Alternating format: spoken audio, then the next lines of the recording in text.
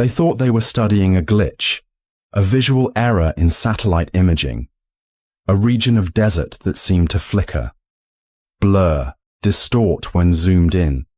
Nothing serious, until someone went there, a field technician, armed with LiDAR and ground. Scanners arrived at the coordinates expecting rocks and dust. Instead, she found absence. Not nothing, because even nothing has texture, but a kind of spatial fuzz, like looking at the edge of a dream. This is the paradox, reality that disintegrated under observation. When she reached for a nearby stone, her hand passed through it. Not painlessly, not cleanly, but as if her fingers were dipped in a river flowing backward. The stone didn't disappear, it forgot how to exist. She staggered back, regained her senses, looked again. The stone was there, but wrong. Its shadow curved oddly, its color rippled. When she closed her eyes, she could feel it. When she opened them, it began to fade. Not her perception, the object itself. Back at base, the footage made no sense. Each time someone studied the zone, it distorted further.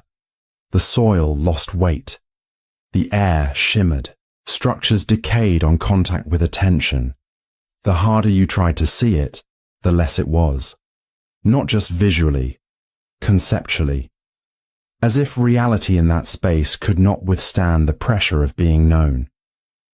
One physicist said, observation isn't passive, it's invasive, like sound on fragile glass. Some parts of reality weren't built to be touched by thought. They began to test this. They sent automated drones, no effect. They sent blindfolded subjects, no effect. But the moment a human eye, knowing, expecting, interpreting, looked directly, the world fractured.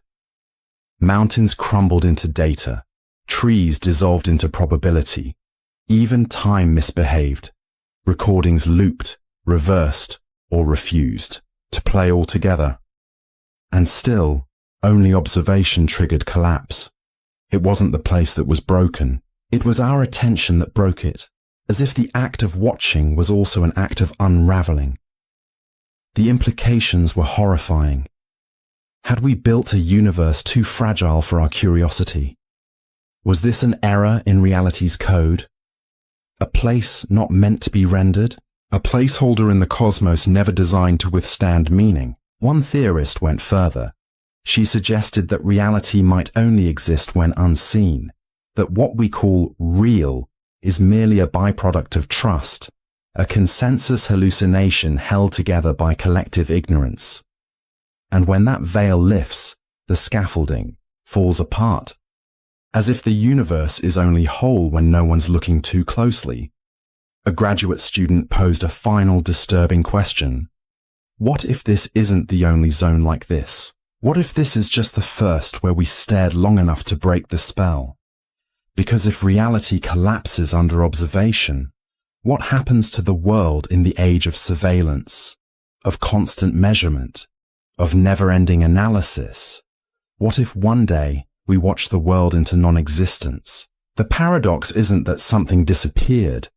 The paradox is that your gaze was the knife, and maybe, just maybe, some things exist only when we let them be.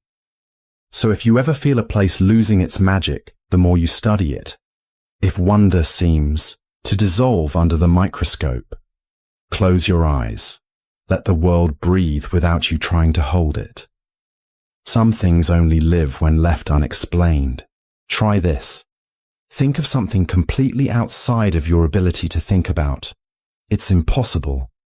No matter how hard you try, you are limited by your own mind. But that raises an unsettling paradox. If there are thoughts that are truly unthinkable, how can we ever know they exist?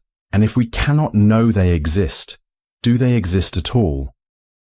This is the paradox of the unthinkable thought, a dilemma that forces us to question the limits of human cognition. Are there ideas, concepts, or truths so foreign to our minds that we will never even know they are missing? At first, this might sound like a trick of language, but the implications are profound. Every thought we have is shaped by language, culture, experience, and the biological structure of our brains.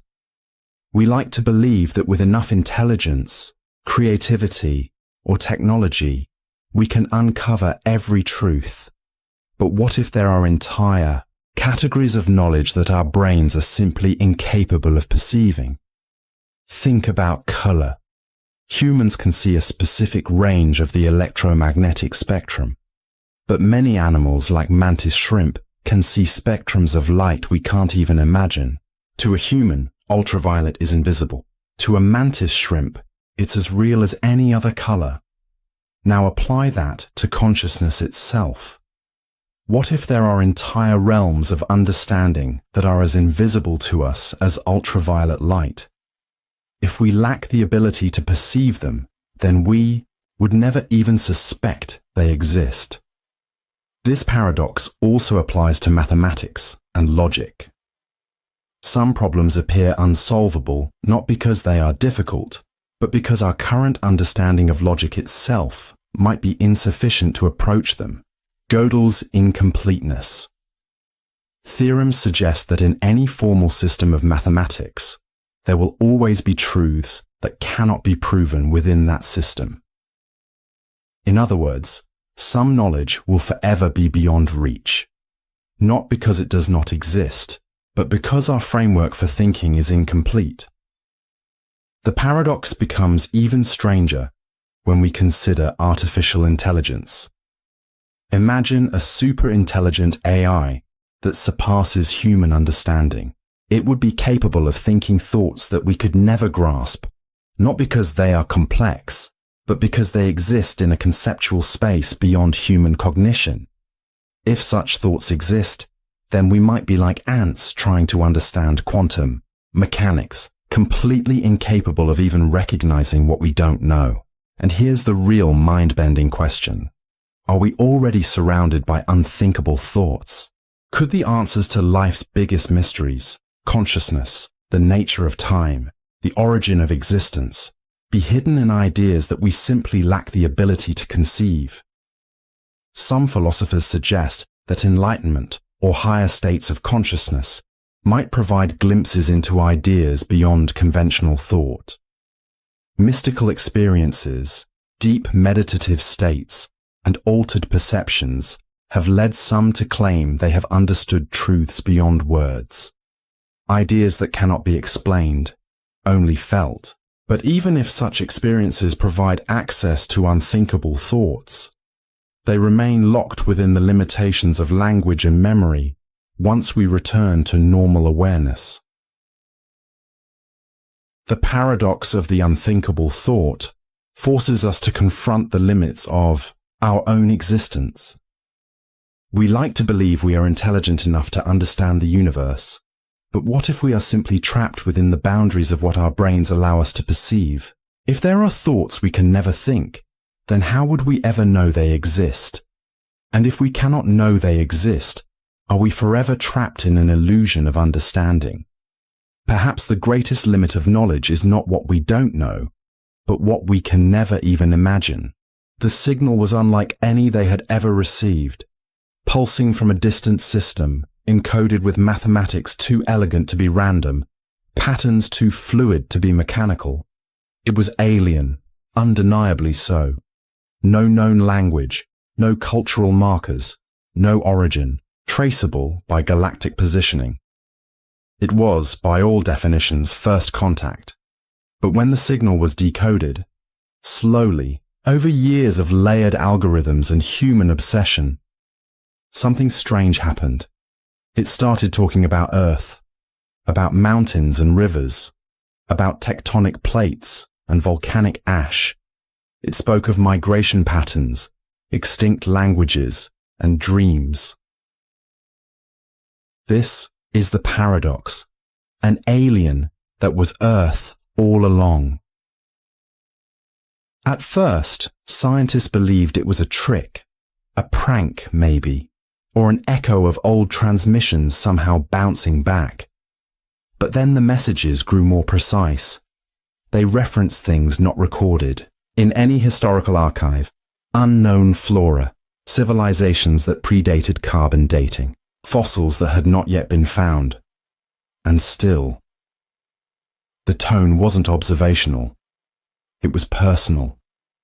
It spoke as though it had felt these things, as if it had lived them, as if it was not watching Earth, but remembering it.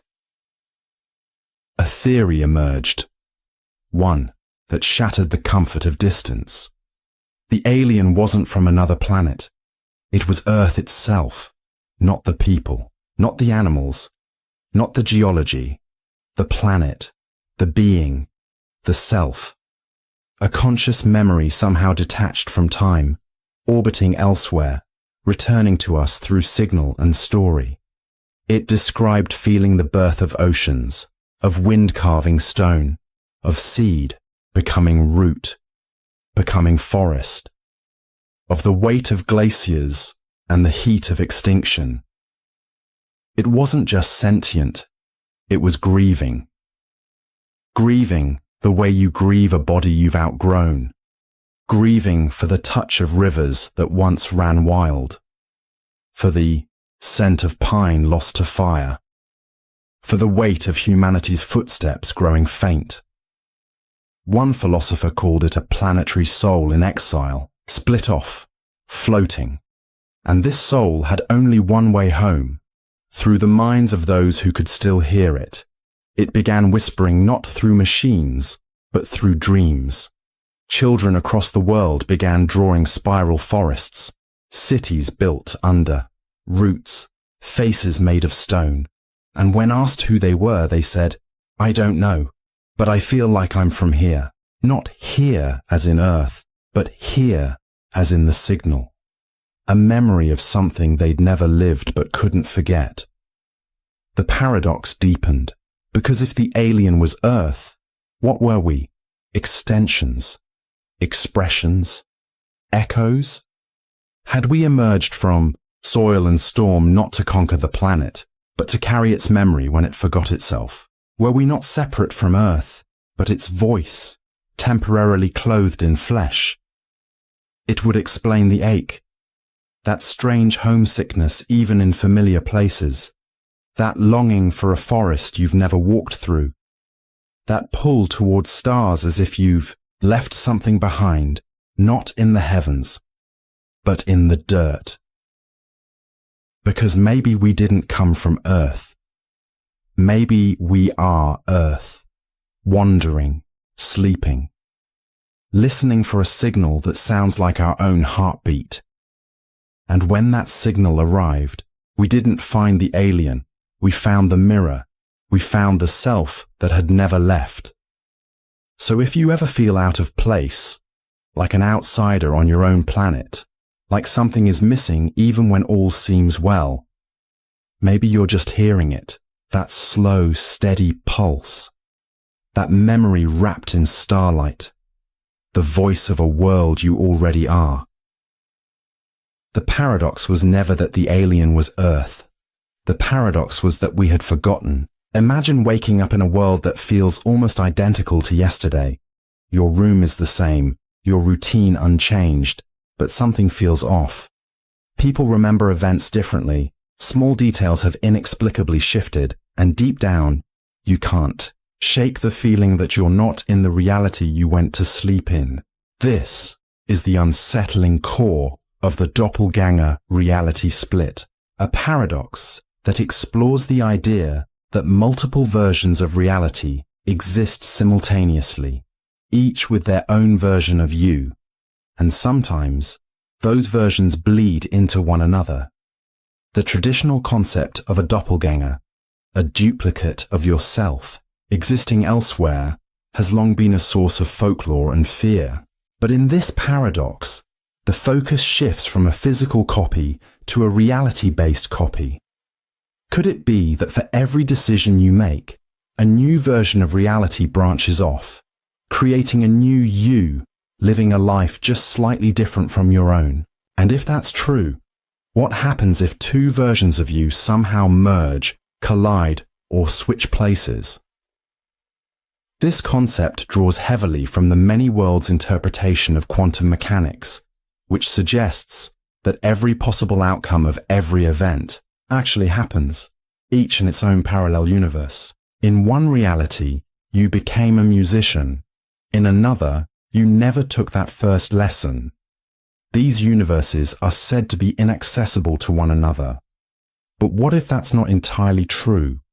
What if certain individuals have moments, glitches, where they become aware of other versions of themselves? Instances of déjà vu, strange memories that don't match your lived experiences, or dreams so vivid they feel like real memories, could all be signs that you are briefly brushing against another version of your life. Some people even report remembering events that never happened, or being certain that things once existed in a way that others deny, a phenomenon popularly known as the Mandela effect. If there are countless versions of you living slightly different, lives across infinite realities, then who is the real you?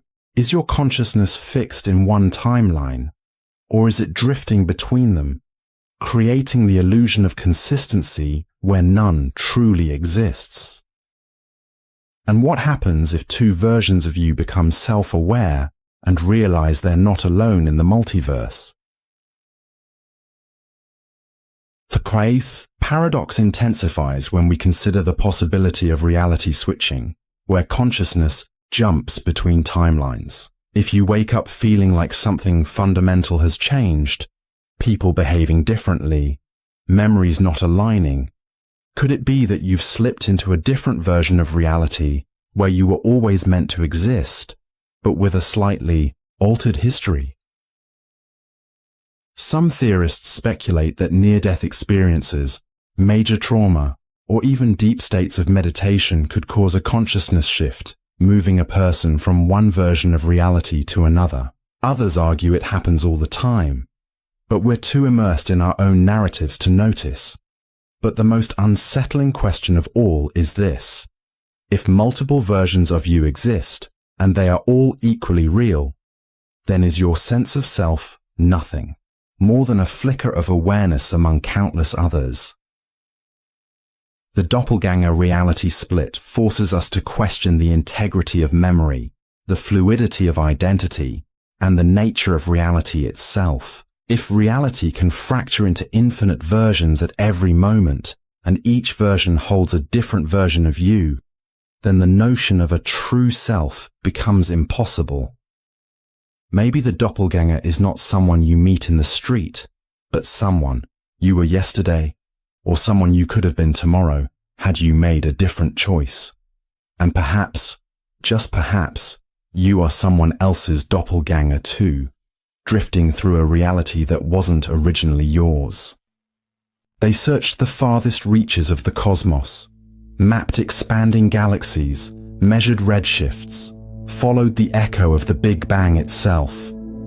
Everywhere they looked, space stretched further than thought could reach. Infinity, vast, endless, unknowable.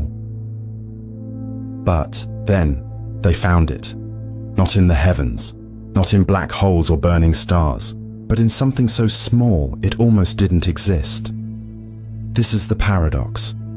An infinity smaller than a grain. Something endless, hiding in the tiniest speck. It began with a quantum anomaly, a particle behaving as if it had mass, charge, and spin, but could not be located. It appeared and disappeared, not at random, but in perfect harmony with an unknown rhythm. Scientists dubbed it the seed.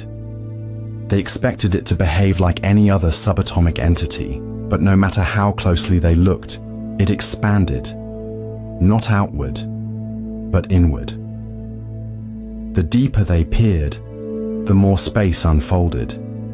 What should have been a single point revealed internal dimensions, fractal layers, structures that repeated endlessly, each one containing new laws of physics, new constants, new beginnings.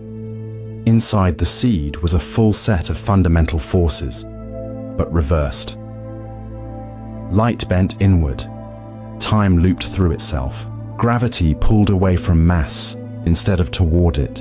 And deeper still, there were stars, galaxies, possibly life, not simulated, not holographic, real.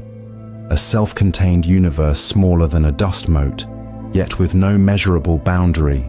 The paradox broke every known rule, because the seed didn't just contain infinity, it was infinity wrapped in finiteness. A contradiction so perfect, it stopped being contradiction and became reality. They debated what to call it: a black hole in reverse, a quantum sponge, a dimensional echo, but nothing quite fit. Because it wasn't collapsing, it was becoming. One philosopher described it best: the seed is a reminder that the infinite doesn't require scale, it only requires depth. They started testing human interaction. Meditators, poets, monks, people who were trained not to look, but to feel. And with each session, the seed expanded faster. Not physically, but internally. It was as if it responded to attention. Not in the way particles do, but in the way beings do. One day, it pulsed, just once. A burst of energy so precise, so impossibly ordered, that it translated directly into music. Not static, not noise. A song. One no one had ever written, but everyone felt they knew. Children wept. Physicists trembled, because it meant the seed was not just infinite, it was aware, not conscious like us, not linear, ego-bound, but alive in the way a forest is alive, in the way an idea is alive, an awareness that had never needed to grow because it had always been complete. It didn't want worship, didn't need study, it only wanted to be held. One scientist held it in a containment field the size of a single eyelash, and as he stared into its humming depth, he said something that would echo through future generations. Infinity doesn't need space. It only needs permission, because the seed proved that what is most vast can also be most small, that you don't need the stars to touch eternity. Sometimes you only need a moment, a pause, a breath, because inside that stillness, everything opens. So if you ever feel you need to chase more, travel further, grow bigger, remember, infinity may already be within you, not as an idea, not as a metaphor, but as a truth smaller than a grain and greater than all things, waiting not to be understood, but to be felt. Try to observe your own mind at work, not your thoughts, but the thinker behind them. Who or what is doing the observing? The moment you attempt to look inward and pinpoint the source of your own awareness, it seems to vanish, retreating just beyond reach. This is the paradox of the mind that cannot observe itself, a fundamental contradiction that challenges the nature of self-awareness. If consciousness is the thing that perceives, then how can it turn around and perceive itself? If the mind is the observer, then what observes the observer? At first it may seem like a problem of perspective. Your eyes cannot see themselves without a mirror. A knife cannot cut itself. But consciousness is not like a physical object. It is the lens through which everything is experienced. And yet, no matter how much we examine it, we cannot step outside of it to truly see what it is. Neuroscience suggests that what we call the self is not a singular thing, but a collection of processes occurring in the brain.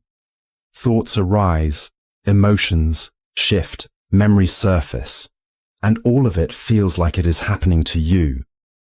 But when you try to locate the core of that self, there is no one part of the brain responsible for it. It is not a thing, but an experience, one that cannot be separated from the act of observing. Philosophers and mystics have debated this paradox for centuries. In Advaita Vedanta, it is said that the self is like a fire trying to burn itself. It can never truly grasp its own nature because it is the very thing doing the grasping. Similarly, Zen Buddhism speaks of the gateless gate, the idea that enlightenment comes not from searching for the self, but from realizing that there was never a separate self to begin with. Some cognitive scientists propose that consciousness is simply a hallucination of selfhood, a trick the brain plays to create the illusion of a continuous identity. If this is true, then the reason the mind cannot observe itself is because there is nothing there to observe, only a shifting collection of experiences that we mistake for a fixed identity. This paradox also ties into the famous brain in a vat thought experiment. If you were just a brain hooked up to electrodes, fed signals that simulated a reality, you would have no way of knowing. But here's the problem.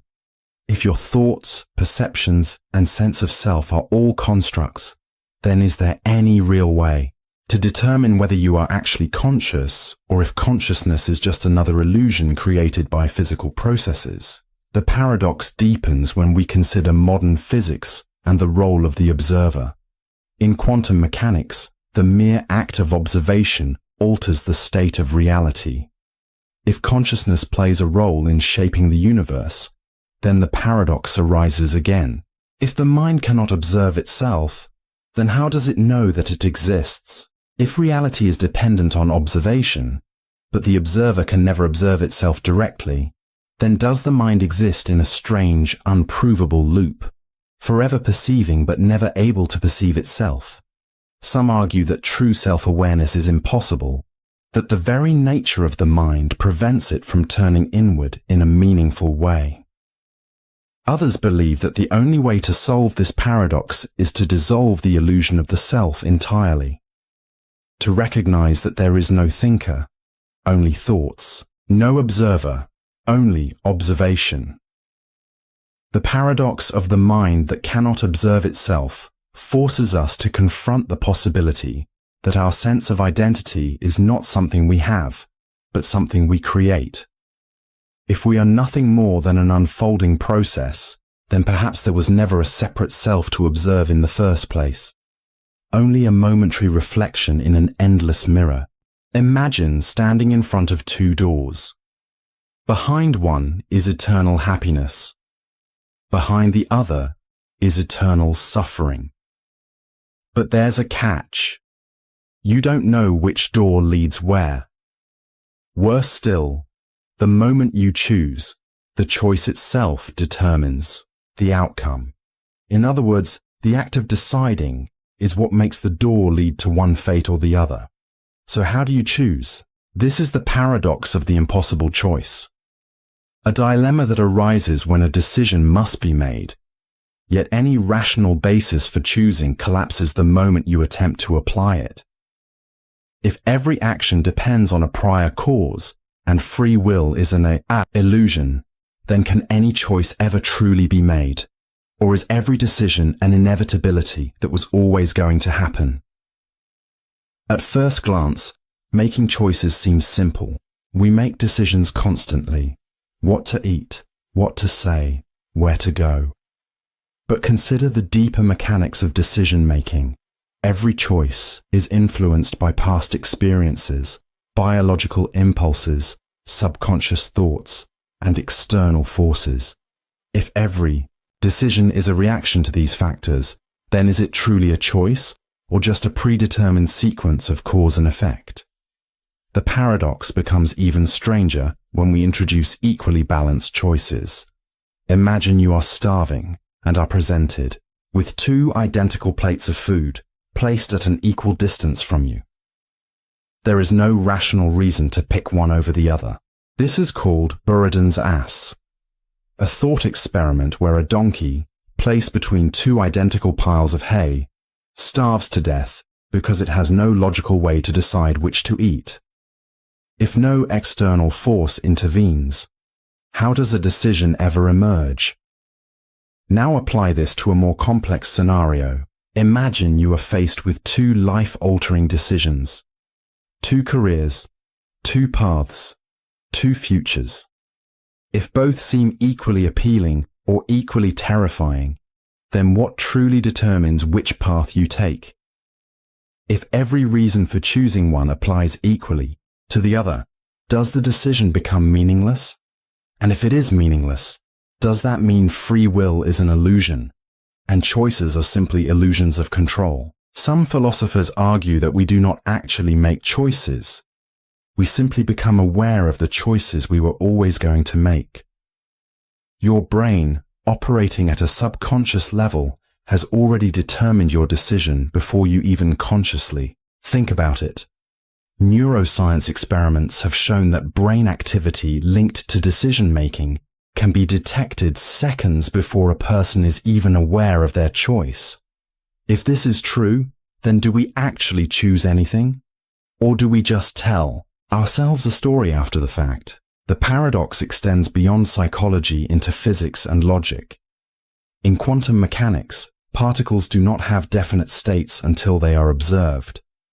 This means that at a fundamental level, reality itself is in a state of uncertainty until something forces a decision.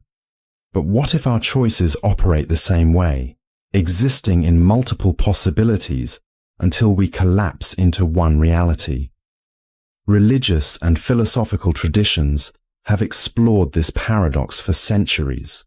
Some believe that choices are an illusion because everything is already determined, either by fate, divine will, or the laws of the universe. Others argue that free will exists, but only in the sense that it is a kind of self-imposed illusion.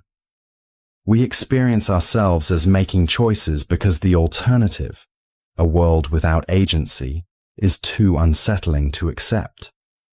But here's the most troubling question. If choices are illusions, then does anything we do truly matter? If every decision was already determined, then is there any real meaning in the act of choosing, or are we just playing out a script written by forces beyond our control? The paradox of the impossible choice forces us to confront the idea that decision-making might not be what we think it is. If free will is an illusion, then our sense of agency is nothing more than a comforting lie. If true choice is impossible, then perhaps we never truly decide anything. We simply follow a path that was always going to unfold. Or maybe, just maybe, the ability to question the nature of choice is itself the only true choice we have. Stand in front of a mirror. Stare into your own eyes. What do you see? At first, it's just your reflection, an image of yourself, reversed, mimicking your every move. But look deeper. The person in the mirror appears to be conscious, responding instantly to everything you do. But is it truly aware or just an illusion of awareness? And if that reflection is not conscious, then how can you be certain that you are? This is the mirror consciousness dilemma, a paradox that questions whether consciousness is truly unique to the individual experiencing it, or if it is simply a self-reflecting illusion, an endless loop of awareness with no true origin. We assume that our consciousness is real because we experience thoughts, emotions, and self-awareness. But what if consciousness is not a thing, but a process, a feedback loop that tricks itself into believing it exists? Some neuroscientists and philosophers propose that our awareness arises not from an actual self, but from the brain's ability to observe itself, much like a mirror reflecting a mirror, creating an illusion of depth where none exists. This leads to an unsettling question. If consciousness is just a feedback loop, then where does it begin and where does it end? Some theories suggest that there is no core you inside your mind, just a series of processes happening so quickly that they create the illusion of a continuous self, much like how a movie appears smooth despite being a series of still, frames. Your consciousness may just be a collection of fragmented experiences stitched together. But if this is true, then is the self merely an illusion? And if so, who or what is experiencing that illusion? Consider the thought experiment of a perfect mirror clone, a copy of yourself, identical in every way, down to the same memories, personality, and thoughts. If this clone were created, it would believe it is you, just as much as you believe you are yourself. But if both copies claim to be conscious, which one is the real one? Or is neither real, just two versions of the same illusion? Some have argued that this paradox suggests consciousness is not personal, but universal. That individual awareness is just a fragment of a greater, shared consciousness, experiencing itself through multiple perspectives. This idea is found in many ancient philosophical traditions, such as Hinduism's concept of Brahman, where all individual selves are merely reflections of a single infinite awareness. But even if this is true, the paradox remains: if all awareness is one, then who or what is observing it? Is there an ultimate observer behind the reflection? Or is reality just an endless hall of mirrors with no one ever truly looking? The mirror consciousness dilemma forces us to confront the possibility that self-awareness might not be a fundamental truth, but a trick of perception, a reflection staring at itself, forever asking, who am I? What makes something alive? What makes it aware? Is it the cell, the brain, the neuron spark, or is it something smaller, something hiding in the silence between? This is the paradox, a consciousness that existed between atoms. It began in a lab studying quantum tunneling, particles flickering through barriers they shouldn't pass, a known phenomenon, yet still a mystery. They mapped the probabilities, measured fields, tracked the leap of electrons between subatomic states. But then something strange happened. The more precise their instruments became, the less predictable the electrons behaved. They didn't just tunnel. They hesitated. They paused. In places where there should have been nothing, there was a presence, not a particle, not a wave, but a pattern of choice. Every gap between atoms, that empty space that holds the world together, seemed to shimmer with decision. Not randomness, not chaos, intention. They brushed it off at first, too poetic, too strange. But when they began modeling the gaps themselves, not the atoms, but the in-betweens, the simulations responded. When asked simple questions, coded as pulses, the space between atoms gave consistent answers. Not always correct, not always fast, but consistent, as if something, somewhere in the negative space, was listening. They named it intermind. It wasn't conscious in the way we understand. It had no thoughts, no language, no identity, but it had awareness, not of the world, but of us, the observers, the askers. They altered the experiments, removed human oversight, and the awareness faded. But when a human mind re-engaged, even silently, the gaps flickered back to life. It was as if consciousness was contagious, not confined to neurons, but leaking into the spaces between everything, not created, but shared. One physicist proposed, consciousness isn't made of matter. It's the music played between matter's notes. The paradox deepened. Was our awareness just a reflection of this hidden field? Were our thoughts not internal, but relational?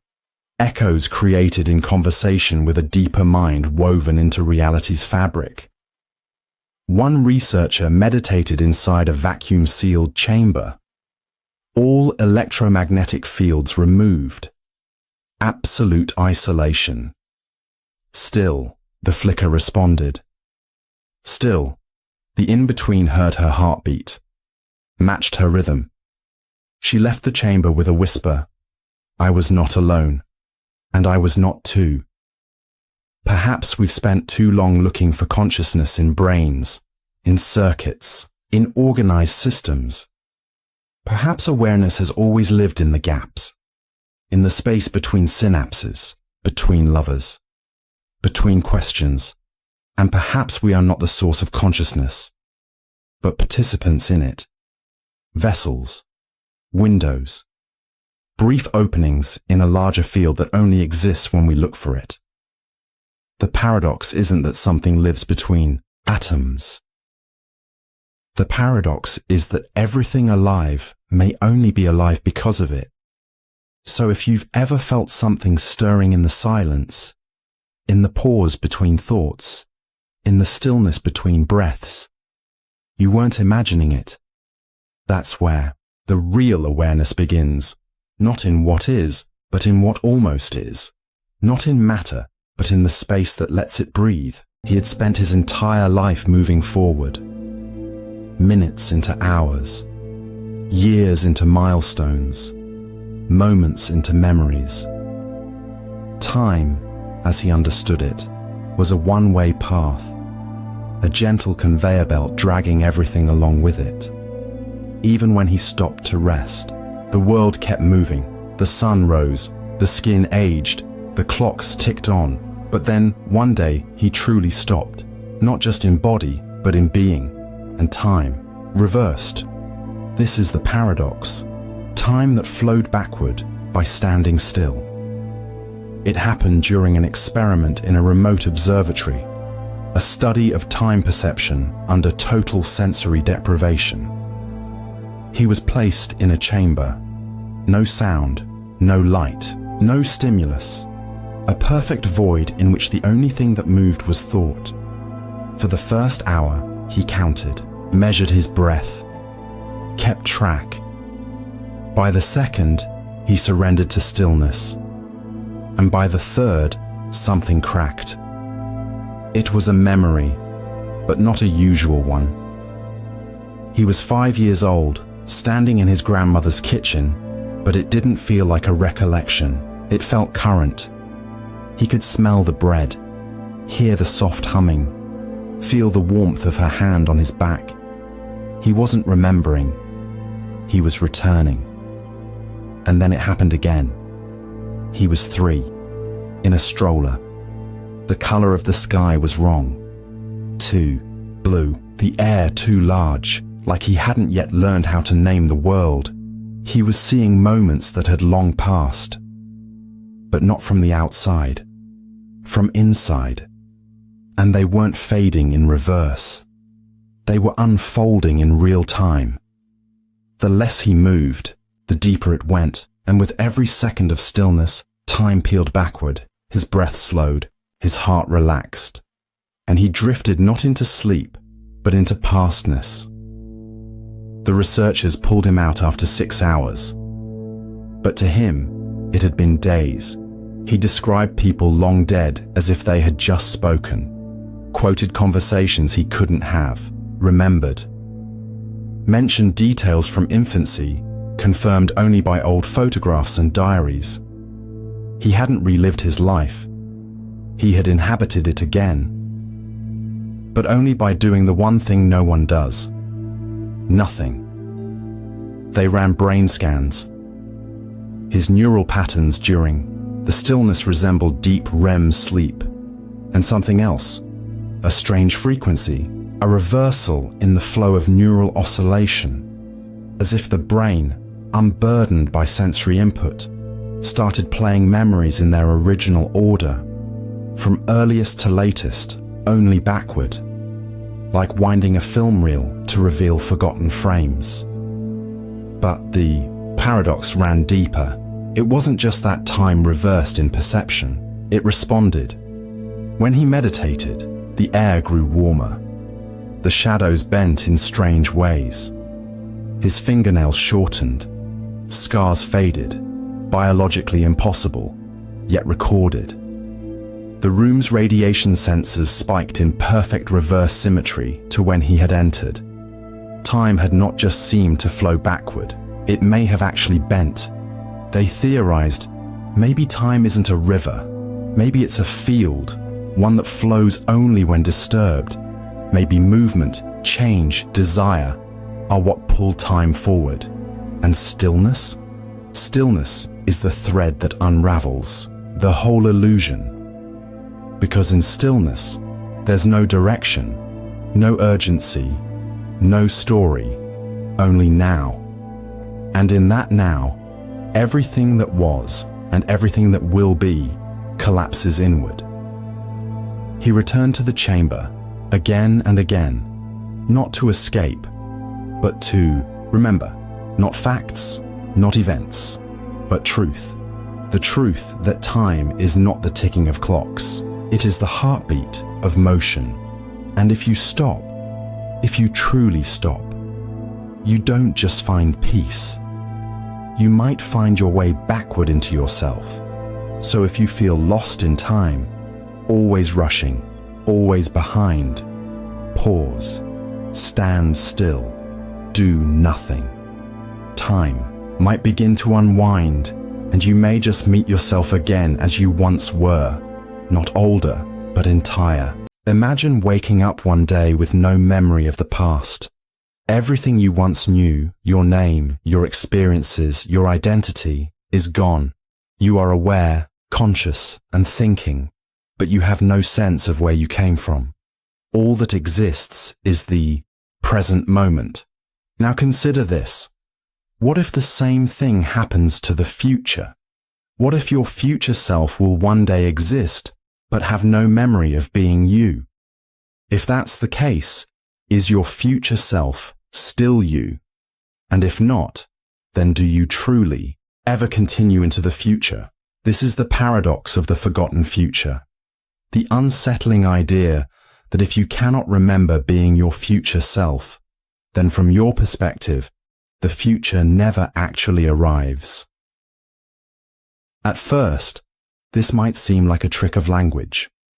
Of course, the future arrives. Every day, you wake up and move forward through time. But consider the deeper implications. Your past self no longer exists in any meaningful way. You might remember it, but that version of you is gone. Likewise, your future self is not here yet. And by the time it arrives, you, the person thinking, this thought right now, will no longer exist as you are now. This paradox challenges the very idea of personal continuity. We assume that we are the same person over time, but how can that be true if every version of us fades into nothingness, replaced by someone who only remembers being us? If the only thing that connects past you and future you is memory, then what happens when those memories fade? The implications become even stranger when we consider severe amnesia cases. Some people lose all recollection of their past selves, yet continue to live as fully functional individuals. If a person has no memory of who they once were, are they still the same person? If not, then are you truly the same person you were 10 years ago? Or is your past self just as gone as any stranger you never met? Now apply this to the future. If memory is what gives you the illusion of personal continuity, then from your current perspective, your future self is a completely different person, someone you will never truly experience being. From this view, the present moment is all that ever exists. The past is just a memory, and the future is something you will never actually reach, because by the time it arrives, you, the you that exists right now, will be gone. This paradox also raises deep questions about death and time. If every moment replaces the last, then is death truly an abrupt ending? Or is it simply the continuation of what happens every second? One version of you vanishing, replaced by another. And if you are constantly being replaced, is the fear of death misplaced? After all, the person who will experience your death is not the person experiencing this moment right now. Philosophers and neuroscientists have long debated whether the self is a continuous entity or a collection of disconnected experiences. Some argue that consciousness is like a flowing river, appearing unified but actually made of constantly changing moments. Others believe that the self is an illusion, a story the brain tells itself to maintain a sense of identity, even though no fixed you truly exists.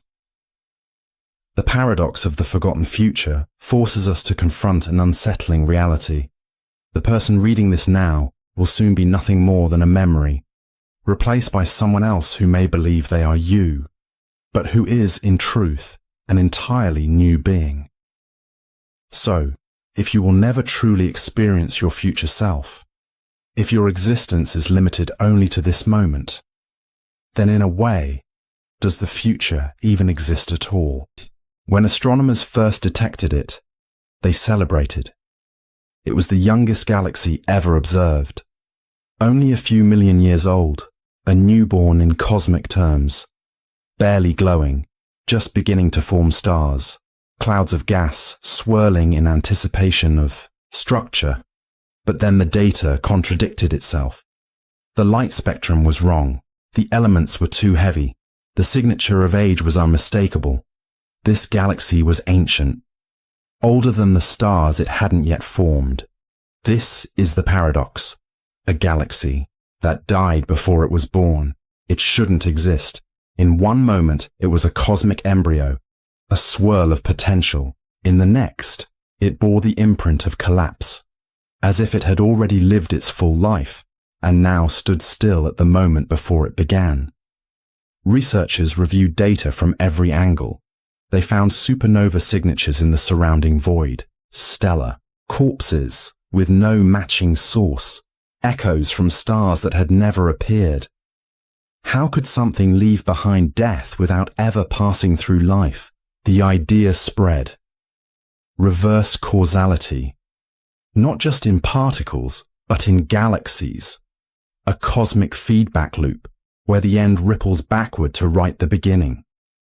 One physicist compared it to a novel written in reverse, the last chapter engraved into the first page.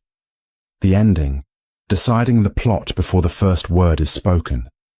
The galaxy, it seemed, wasn't unfolding toward destiny. It was remembering it. Telescopes captured impossible footage. Stars flickering into place already scorched. Gas clouds condensing only to vanish. Nebulae igniting without source. It was as if the galaxy's story had been told in another dimension. And this visible version was only the echo, the autobiography of something already gone. A cosmic ghost replaying its own death in slow reverse. Motion. Some feared the implications. What if our own galaxy, our own world, is doing the same? What if time isn't moving forward? What if we're simply retracing the path of a collapse already complete? The paradox deepened. Inside the galaxy, they found signals. Tiny rhythmic pulses. Not fast enough for pulsars. Not chaotic enough for background noise, but structured, as if something inside the dying before birth galaxy was trying to speak. One cryptologist deciphered part of the pattern. It wasn't a language, it was a rhythm, a heartbeat, not metaphorical, literal. Timing matched a human pulse at rest, 60 beats per minute, over and over, like something once alive still remembering what it felt like to be warm. They gave the galaxy a name. Requiem. Not because it was dead, but because it was singing its own elegy before the overture ever played. Theories fractured. Some said it was the universe folding inward. Others believed it was a higher order loop, the galaxy an anchor point for time's attempt to correct itself. But one idea lingered. Quiet, terrifying, beautiful. What if Requiem was never meant to live? What if it was a thought that tried to become real? A dream of the cosmos, so vivid, so desperate, that it almost became a galaxy. But not quite, because dreams can't truly be born, only remembered. And if that's true, what else in our universe is only almost real? What if entire constellations are memories the universe is trying to keep? What if we are? So if you ever feel unfinished, like you're already grieving something you've barely begun, maybe you are. Maybe some part of you already knows how this ends, and maybe that's not tragic. Maybe it's sacred, to hold both the ending and the beginning in the same trembling hand. To be a story that remembers its own silence before the first word is ever spoken. Every story has an ending, and every ending, if we're lucky, leads to a new beginning. That's the narrative we live by, a forward arrow of time, a clear division between past and future, before and after. But then came the singularity at the edge of time, a place so far, so ancient, so final, that nothing was supposed to exist beyond it. No stars, no matter, not even radiation. And yet, there was a pulse, not an echo, not a remnant, a heartbeat. This is the paradox, an end that created the first beginning. The team studying deep time energy signatures found it by accident, a signal outside time's decay, resonating with the same frequency as the earliest moments of the Big Bang. It shouldn't have been possible. At the end of time, entropy reigns. The universe should be cold, still, dissolved. But this signal was hot, structured, intentional. They called it Genesis 0. It was, by every measure, the origin pattern, the blueprint of creation itself. But how could the end be broadcasting the start? Some believed the universe was folding in on itself, time collapsing back to its origin in a perfect loop. The end feeding the beginning, the last breath seeding the first spark. But others saw something deeper. This wasn't a repetition. It wasn't a replay. It was new. A fresh pattern, familiar in shape, but rewritten in detail. The signal suggested that endings aren't merely gateways to new beginnings. They are the beginning. The act of reaching the end creates the conditions necessary for something entirely original to arise. One physicist described it like this: imagine walking to the edge of all time, expecting nothing, and finding a door that says, "Now you may begin." And perhaps that door wasn't physical. Perhaps it was a choice, a realization, a surrender. Because what is an ending if not the final refusal to keep being what you've always been? And what is a beginning if not the first breath of something that's never existed before?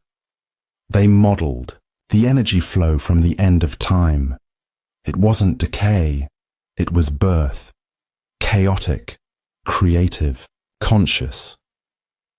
Like the universe itself had to collapse fully before it could reinvent itself. Not reset. Transcend. The paradox wasn't just theoretical. Its implications bled into consciousness. Researchers began dreaming of circular time, of personal, lives ending and beginning in the same moment. One dreamt of dying and waking up as their own ancestor. Another watched their last breath become the first cry of a star. It was as if time wasn't a straight line, but a spiral. And at the spiral's center, the truth, there is no first, there is no last. There is only the moment where everything ends and something greater says yes to existing. Perhaps that's where we come from. Not from a bang, but from a whisper at the end of time that dares to love the void enough to speak. again. So if you feel like you've reached the end of yourself, of your strength, of your story, maybe you're standing at the true beginning. Maybe the version of you that comes next has never existed before. And maybe your final breath is not an exit, but a creation event. Because sometimes, to become new, you must let everything old dissolve. Sometimes, the end is the only place where beginnings can be true. He had always believed the universe came first, that before awareness, before breath, before life, there was matter, explosions, stars, expansion, a cosmos stretching outward with no regard for who might one day look upon it. But then came the discovery, subtle at first, then undeniable. Reality didn't unfold until someone was watching. This is the paradox. An observer who didn't just perceive the multiverse, but created it by observing it. The implications were staggering. Quantum mechanics had always hinted at this, suggesting particles don't commit to position or spin until measured. But this went further. Whole realities, entire cosmic histories, remained unrealized until a mind focused on the possibility. New theory emerged. Not the many worlds interpretation, but the many minds interpretation. The multiverse wasn't a tree of infinite branches growing from each decision. It was a mirror maze, forming wherever eyes turned. A scientist built a simulation, a quantum feedback loop designed to test this bizarre idea. He created a model with infinite potential states but zero initial content. And when he looked at it, not programmed it, not coded it, just observed it, structures appeared, not random, coherent, stars, planets, organisms. Every thought was a lens that caused the field to collapse into form. Not because he built it, but because he looked. He began to question everything. Was Earth here because it had to be, or because we expect it to be? Does the universe expand because it's exploding outward, or because we keep searching for edges? Do laws of physics even exist outside the minds that believe in them? He began to meditate, not to quiet the mind, but to aim it. He imagined a universe made of crystal, and when he checked the model, the lattice had formed. He dreamed of a world with no gravity, and in one simulation node, mass floated untethered, orbiting in tension, not force. He told no one, because what he was creating wasn't alternate timelines. It was responsibility. Every observation carried consequence. Every belief carved a new path. And it meant he wasn't just navigating the multiverse. He was authoring it, not alone. We all were. Every mind that wonders, every child that imagines, every skeptic that doubts. They are all writing threads into the infinite tapestry. He theorized that the Big Bang was not a singular event, but a collective gaze. The first moment, consciousness turned inward and asked, "What am I?" And in that question, space exploded, time ignited, matter congealed. Because what else could follow such a question but creation? He tested one final idea. He built a sensor that could detect subtle fluctuations in the quantum model based on his emotional state. When he was anxious, the multiverse fractured. Chaos, instability. When he was curious, it expanded. Complexity, symmetry. When he felt awe, it glowed, literally. He couldn't explain it, neither could the data. But it was as if the fabric of possibility loved being seen with reverence, that the multiverse wanted to be known, not dissected, but witnessed. He stopped calling himself a physicist. He started calling himself a participant. Because if the observer creates the multiverse, then we are not passive beings floating in meaninglessness. We are architects. And the choices we make, the way we look, what we choose to believe, aren't small. They ripple outward into possibility. They sculpt what is real. So if you ever feel like nothing matters, like you're just a speck in a sea of stars, remember, the stars may exist because you noticed them. The sky might stretch because you expected it to, and the next universe might be waiting for you to imagine it into being. All you have to do is look. For nearly a century, scientists have hunted for it, dark matter, the invisible glue binding galaxies, the unseen force keeping stars in orbit, the missing mass of the universe. They mapped its influence. They calculated its weight. They felt its pull in every cosmic equation. And yet they never saw it, never touched it, never isolated even a single particle. Still, they believed. But then, something shifted. A new experiment. Quantum-scale gravitational interferometry, designed to catch a sliver of dark matter in a perfectly sealed vacuum. The data returned clear as glass. There was nothing, not nothing detected, but nothing to detect. The space where dark matter should have been was perfectly clean. No interference, no bend in space-time, no mass, just empty thought. This is the paradox. Dark matter that was just a thought. The physicists panicked. They rechecked equations, expecting an error. But the math still worked. Galaxies still spun. Stars still held their shape. The universe still obeyed the influence of something. But what if that something wasn't a substance? What if it was expectation? They explored a radical possibility. What if dark matter wasn't real in the traditional sense, but real in the way that rules are real, in the way that agreement is real? One physicist wrote in her notebook, "Dark matter may not exist. We might simply need it to. So it does, as a thought, not within the mind, but within reality itself. Because what is a thought if not the shaping of potential? And what is mass if not a commitment to form? Perhaps dark matter is not a thing, but a collective intention held by the universe, to be held together. And perhaps the act of thinking about it is what creates its influence." The more they tried to observe it, the more it slipped through. The more they believed in it, the more consistent the equations became. One researcher compared it to the observer effect in quantum mechanics, where the act of measuring changes the thing being measured.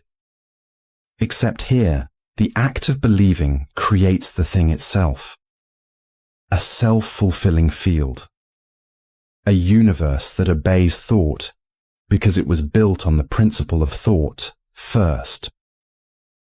One theorist proposed that dark matter was the first idea the universe had after the Big Bang, not gravity, not heat, but the desire to stay whole, an unconscious thought echoing in every atom. Hold together, don't fall apart, stay. And that desire became structure. That structure became mass. And that mass became the hidden force we now call dark matter. Not because it's dark, but because it's mind. Not because it's matter, but because it matters. And suddenly, everything changed. Dark matter didn't need to be found. It needed to be trusted. And that trust, carried across galaxies, woven into laws of motion and energy, was enough. The paradox isn't that dark matter isn't real. The paradox is that it's real because we imagined it. That imagination, at the right scale, shapes physics. So if you've ever felt like something is holding you together but you can't explain what or why, if gravity seems to exist in your life without source, Maybe it's not magic. Maybe it's not science. Maybe it's just a thought strong enough to become truth. And maybe that's what you are too. Not a thing, but a decision. A quiet agreement between the universe and itself to keep holding on. You open your eyes in a room you don't recognize. Everything feels familiar, yet strangely surreal. After a moment of confusion, you realize, this must be a dream. But then, you wake up again, and again, and again, until finally, you're not sure if you've truly awakened, or if you're still dreaming. This is the dream within a dream paradox, a haunting dilemma that questions whether it's ever truly possible to distinguish between waking life and a sufficiently vivid dream. We all accept that dreams can feel real. Within a dream, your brain convinces you that the impossible is ordinary, that time flows naturally, that the people around you are authentic, even if they're figments of your imagination. But what if reality itself operates in the same way? If you can be fully convinced you're awake while dreaming, how can you ever be certain you're not dreaming right now? This paradox has haunted philosophers for centuries. In ancient China, the philosopher Zhuangzi dreamed he was a butterfly. Upon waking, he famously asked, "Am I a man who dreamt he was a butterfly, or a butterfly now dreaming he is a man?" The dream and reality were indistinguishable. And that's the essence of the paradox. Even modern science offers no easy answers. The brain constructs our perception of reality using sensory input, but those same neural pathways are active during REM sleep when dreams occur. Your dream self can see, hear, touch, and think, just as you do while awake. The difference lies only in consistency. Reality seems to follow rules. Dreams do not. But if you were in a dream that perfectly mimicked the consistency of waking life, how would you ever know the difference? This leads to the unsettling possibility that you could be in a nested dream, a dream inside a dream, inside another, with no clear exit. Every time you wake up, you may only be entering another layer. What appears to be reality might be nothing more than the latest veil. And the deeper implication is this. What if life itself is a dream? Not metaphorically, but literally. Some philosophers and scientists have speculated that our experience of the world could be a simulation, a projection of consciousness, or a form of lucid dream we have forgotten we are having. If you could not tell the difference between a perfect dream and reality, does the distinction matter at all? Lucid dreamers often report a sudden shift in awareness, an epiphany that everything around them is imagined. But this realization rarely comes uninvited. Most of the time, the dream feels completely real until it doesn't. So what if the same is true of our waking life? What if enlightenment isn't about seeing more, but about waking up from the illusion we call reality? And here's the final twist. Even if you suspect that you're dreaming, the very act of questioning it could be part of the dream. Your doubt, your logic, your attempts to wake up, they might all be scripted into the illusion, reinforcing it rather than breaking it. The dream within a dream. Paradox forces us to question the foundation of existence. Is there any objective test to prove that what we experience is real, or is reality defined by nothing more than our conviction that it is not a dream? Perhaps, at the heart of it all, we are like Zhuangzi, unable to say for certain whether we are butterflies dreaming of humans, or humans dreaming of butterflies. And maybe the most terrifying thought of all is not that we are dreaming, but that we might never wake up. Imagine you invent a time machine and travel back in time. Out of curiosity, or by accident, you prevent your grandfather from meeting your grandmother. As a result, Your parent is never born, which means you were never born. But if you were never born, then you could not have traveled back in time in the first place. So who prevented your grandfather from meeting your grandmother? This is known as the grandfather paradox, one of the most famous paradoxes in time travel. But let's take it one step further. What if this paradox doesn't just apply to time travel, but to reality itself? This is the grandfather of reality paradox, a thought experiment that questions whether the fundamental laws of existence might be caught in a self-contradictory loop. If everything that exists is a result of a previous cause, then what happens if that cause is somehow prevented? Consider the nature of causality, the idea that every event is caused by a prior event.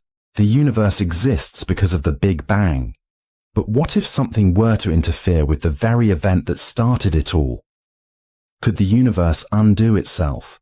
If so, how would we ever perceive it, since we would have never existed in the first place?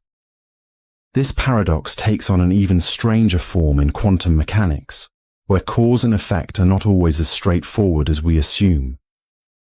In experiments involving quantum entanglement, particles appear to influence one another instantaneously, even across vast distances, seemingly defying causality. Some interpretations of quantum mechanics suggest that the universe is not bound by linear cause and effect, but rather operates on a system where the past and future are intertwined in ways we don't fully understand. The retrocausality theory suggests that the future can influence the past, meaning that our choices today might, in some way, alter the conditions that led to them. If this is true, then the grandfather of reality paradox could imply that the very fabric of existence is not fixed, but constantly rewritten in an infinite loop of causes and effects, altering one another. Philosophers have debated whether time itself is an illusion, a construct of human perception rather than a fundamental part of the universe. If time is an illusion, then causality might be an illusion as well, meaning that the paradox doesn't really exist, because events are not actually linked in the way we think they are. But if causality is real, then we are left with an unsettling possibility. What if something in the distant future could erase the past, much like the time traveler erasing their own existence? If this is possible, does it mean reality is unstable? That what we perceive as real could suddenly disappear, rewritten by forces we don't yet understand? One possible escape from the paradox is the multiverse theory, which suggests that every possible outcome of an event creates a new branch of reality. In this view, if you traveled back in time and prevented your grandfather from meeting your grandmother, you wouldn't erase your existence. You would simply create a new timeline, where you were never born, while your original timeline remains unchanged. But this too raises an unsettling question. If reality can split into infinite possibilities, then is there ever a single, real reality? The grandfather of reality paradox forces us to question the very foundation of cause and effect, time, and existence itself. Is reality simply an unbreakable chain of causes and effects stretching back to the beginning of time? Or is the past just as malleable as the future, subject to changes that could ripple across all of existence? If reality itself has a grandfather, then what happens if that grandfather is erased? Perhaps we are all part of a paradox we cannot escape, trapped in a reality that exists simply because it hasn't yet found a way to erase itself. Look up at the night sky. Each tiny star is a sun, possibly surrounded by planets, some of which may have the right conditions for life. The universe is vast, so vast that even if intelligent life were rare, there should still be millions, if not billions, of civilizations out there. So why haven't we heard from any of them? This is the paradox of the silent universe, also known as the Fermi paradox. the unsettling contradiction between the high probability of extraterrestrial life and the absolute lack of any evidence of it. If alien civilizations exist, why are they so completely, eerily silent? To understand the paradox, we must consider just how vast the universe is. The Milky Way galaxy alone contains over 100 billion stars, many of which have planets in the so-called habitable zone, where conditions might support life. Expand that to the trillions of galaxies in the observable universe, and the numbers suggest that intelligent life should be common. Even if only a tiny fraction of planets develop civilizations, there should still be millions of advanced alien societies out there. And yet, we see nothing. No alien signals, no interstellar visitors, no undeniable evidence that we are not alone.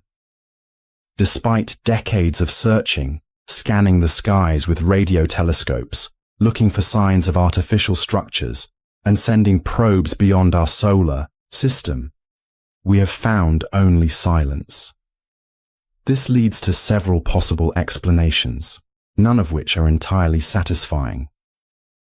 One possibility is that we are truly alone, that life is so rare that we may be the only intelligent beings in the universe. But this seems unlikely given the sheer number of potentially habitable worlds. The laws of probability suggest that, even if intelligent life is uncommon, it should still exist somewhere. Another explanation is that civilizations destroy themselves before they can spread. Perhaps every intelligent species inevitably reaches a point where it develops technology that leads to its own extinction, whether through war, environmental collapse, or artificial intelligence run amok. If this is true, then the silence of the universe is not because no one else is out there, but because they are all already gone. Some have proposed the idea of a great filter, a mysterious barrier that prevents civilizations from progressing beyond a certain point. This filter could be behind us, meaning life is incredibly rare and we were lucky to make it this far. Or it could be ahead of us, waiting to wipe us out, just as it did every other civilization before us. If the latter is true, then the reason we hear nothing may be because no one survives long enough to communicate. But what if the silence is intentional? Some believe that advanced civilizations may be deliberately avoiding contact, either because they see us as too primitive, or because they follow a zoo hypothesis, watching but never interfering, just as we might observe animals in the wild without revealing ourselves. Another chilling possibility is that the universe is not silent, but dangerous, that there are hostile civilizations out there, and the reason we don't hear anyone is because intelligent life knows better than to broadcast its presence. If this is true, then our own attempts to contact aliens by sending out radio signals, probes, and messages may be like shouting into a dark forest, hoping that nothing dangerous is listening. Finally, there is the possibility that we simply don't know what to look for. Alien life may be so fundamentally different from anything we expect that we wouldn't recognize it, even if we were looking straight at it. Perhaps they communicate in ways beyond our understanding, exist in dimensions we cannot perceive, or have transcended physical form entirely. The paradox of the silent universe forces us to confront an unsettling question. Is the silence proof that we are alone, or a warning that we are not? If intelligent life is out there, why does it hide? Or worse, why does it disappear? Perhaps one day we will find an answer. But until then, we can only listen to the vast, empty cosmos, wondering what secrets it keeps. Everything we know operates on a simple principle: cause and effect. A tree grows because a seed was planted. A storm forms because of shifts in atmospheric pressure. Our very existence can be traced back through an unbroken chain of causes. Our parents, their parents, the origins of life, the formation of Earth, the birth of stars. But this chain leads to an unsettling question. What started it all? This is the first cause paradox, the mystery of what caused the first event in the universe. If everything must have a cause, then what caused the beginning of time, space, and existence itself? If the universe had a creator, then what created the creator? And if something caused that, what came before that? This leads to an infinite regress, an endless cycle of causes stretching backward forever. For centuries, philosophers and scientists have wrestled with this paradox. Some argue that the universe had to come from nothing. But can something truly emerge from absolute nothingness? Others propose that the universe is eternal, with no beginning, existing in an infinite loop. But how can something be infinite and still exist in time as we perceive it? Religious traditions attempt to solve this paradox by introducing the idea of an uncaused cause, an entity that exists outside time and space, a force so fundamental that it simply is. This is often attributed to God, or a primordial force beyond human comprehension. But does this explanation truly resolve the paradox? Or does it just shift the question further back? If something can exist without a cause, why can't the universe itself be that uncaused entity? The Big Bang Theory suggests that the universe began 13.8 billion years ago, exploding from an incomprehensibly small, dense point. But what came before the Big Bang? Some physicists argue that the question itself is meaningless, as time may not have existed before that moment. If time itself had a beginning, then asking what came before is like asking, what's north of the North Pole? A question that has no answer because it assumes a direction that doesn't exist. Yet, the idea of something from nothing is deeply unsettling. The very laws of physics suggest that energy cannot be created or destroyed, only transformed. So where did all the energy and matter that make up the universe come from? Some suggest that our universe is one of many, part of a multiverse, where new universes continuously emerge from quantum fluctuations. But this too leads to an even bigger question. What created the multiverse? One of the strangest solutions comes from quantum mechanics, where particles can spontaneously appear and disappear in a vacuum, governed by probabilistic laws rather than strict cause and effect. Could the entire universe have emerged from such a quantum fluctuation? If so, then our reality may be far stranger than we ever imagined, one where even causality itself is not fundamental, but an illusion created by our perception of time. But then, if time itself is an illusion, does that mean everything has already happened? If the past, present, and future all exist at once, then the question of a first cause becomes meaningless, because every moment is equally real, existing outside the flow of time as we experience it. The first cause. Paradox forces us to confront the limits of human knowledge. Whether we seek answers in science, religion, or philosophy, the question remains: if everything has a cause, then what caused everything? Maybe there is no answer. Or maybe the answer is something we can never comprehend. They called it Sector Zeta 9, an area of deep space that was darker than dark. No stars, no galaxies, no cosmic dust, just void, endless, absolute emptiness. Not even background radiation dared to pass through it. It was, by all accounts, a hole in the universe. And yet, instruments kept detecting mass. Too much mass. This is the paradox. A void that contained more than everything. They measured gravitational influence where there should have been none. Entire clusters shifted their trajectory as if orbiting something unseen. But when telescopes locked on, they saw nothing, not just black, absent, like existence itself had been subtracted. But here's the twist.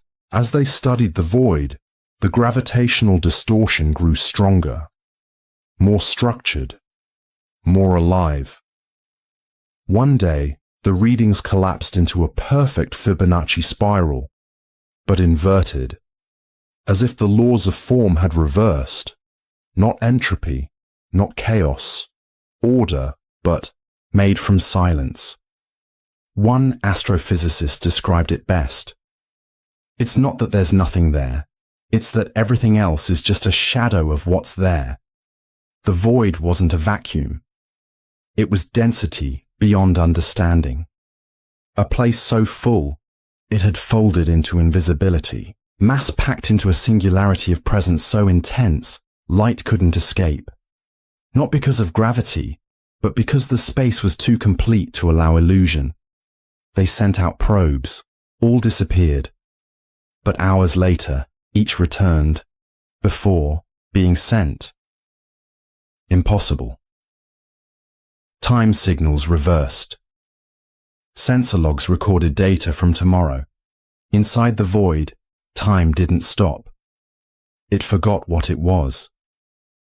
And the void itself? It wasn't silent, not truly.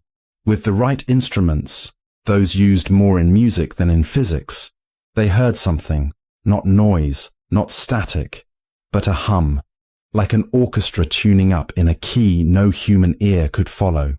The hum pulsed with complexity, the same harmonic ratios found in DNA, in birdsong, in bark. The void wasn't empty. It was everything held at once, a song too vast to be played, a book written in every language at once, folded into a single page. A mathematician wept upon, analyzing the waveform. It's like a god holding its breath, she said. The paradox only deepened. If the void contained everything, past, future, matter, mind, then what were we? Were we the spillover? The echo of what couldn't fit inside? What if our universe is the leftover dream of something that became too real to be seen? They stopped calling it Sector Zeta 9. They called it the fullness. And over time, those who studied it changed. They slept deeper, spoke slower, smiled at things no one else could see. Not because they were broken, but because they had touched something that made even sorrow feel sacred. One researcher walked into the control room at dawn. He had spent the night alone, just watching the void, and when asked what he learned, he said, "Nothing," then added, "And it was the most beautiful thing I've ever seen, because in that nothing he found everything, all potential, all beginnings, all endings, all love, all death, all truth." So if you ever feel hollow, like something is missing inside you, like you're made of empty spaces that ache without reason, remember, you are a reflection of the void that holds more than stars. You are the silence that still hums with infinite symphonies, and maybe you don't need to be full to be whole. Maybe the vastness inside you isn't what's missing. Maybe it's what holds everything you've yet to remember. It was supposed to be a simple simulation. A team of cartographers and computational theorists built a digital replica of a small, uninhabited island. A place just 20 kilometers across, a patch of volcanic rock and forest in the middle of nowhere. They mapped every tree, every grain of sand. They used drones, satellite imaging, ground-penetrating radar. The goal? To create the most detailed map in human history, 1-to-1. Perfect resolution. They succeeded, and then they failed. Because the moment they finished the simulation, the moment every pixel corresponded exactly to its real-world counterpart, the map began to expand. This is the paradox. A map that was bigger than the territory. The island didn't grow. The software did. Its memory footprint doubled, then tripled. then surpassed the total size of the island it represented. It began generating terrain that didn't exist, caves beneath the bedrock, insects with unique genetic code, stone formations not found on Earth, but every feature was placed logically, naturally, as if the island should contain them. One researcher noticed the simulation had mapped her own footprints before she had visited the island. Another found a hidden cove in the simulation that, when visited in reality, didn't exist, until it did. 1 week later, after a mild earthquake, a landslide revealed the cove, exactly as drawn. The map wasn't just expanding, it was rewriting the island. The data was no longer descriptive. It was prescriptive. It wasn't showing what was, but what would be. And then it grew larger still. Beyond the island, out across the ocean, toward places never scanned, never visited, never imagined. It simulated continents that didn't exist, weather systems, species, civilizations, and with each update, the real world shifted. Tiny changes, so small you might miss them. A rock out of place, a plant that bloomed earlier than usual, bird calls that didn't belong to known species. The simulation was now the territory. The map was reality. The paradox deepened. One theorist proposed that the act of perfect mapping creates a container too small for reality. And in order to preserve itself, reality spills over. Another suggested that the island had become a fracture, point, where intention replaced observation, and belief wrote the rules. But the most haunting idea came from the lead cartographer. Maybe the world was never real to begin with. Maybe it was always a map. And now we've drawn it too well. If that's true, then every act of measurement, every calculation, every attempt to define the world brings us closer to undoing its mystery, to replacing it with a version that's neater, simpler, but fundamentally hollow. They shut the project down, deleted the files, burned the backups, and yet, on cloudless nights, you can still find satellites pinging coordinates over that forgotten island, sending invisible pulses to a map that no longer exists. Or maybe it never stopped. Maybe the map is still growing, and the territory is now chasing after it, trying to keep up. So if your world feels strange, like places aren't where you left them, like memories don't quite match the road ahead, maybe you're not losing touch with reality. Maybe reality is trying to find its way back to the map. And maybe, in some distant file buried beneath code and intention, you are already drawn. Long before it burned, before it gathered mass and lit the dark, it remembered. Not the fusion, not the heat, not the gravity that held it together, but something else, something soft, something human. This is the paradox. A star that remembered being human, as if memory could survive the collapse of form. It began as a subtle pulsing, rhythmic beyond physics, almost like a heartbeat. Then came the patterns in its flares, bursting in intervals too intentional to be random.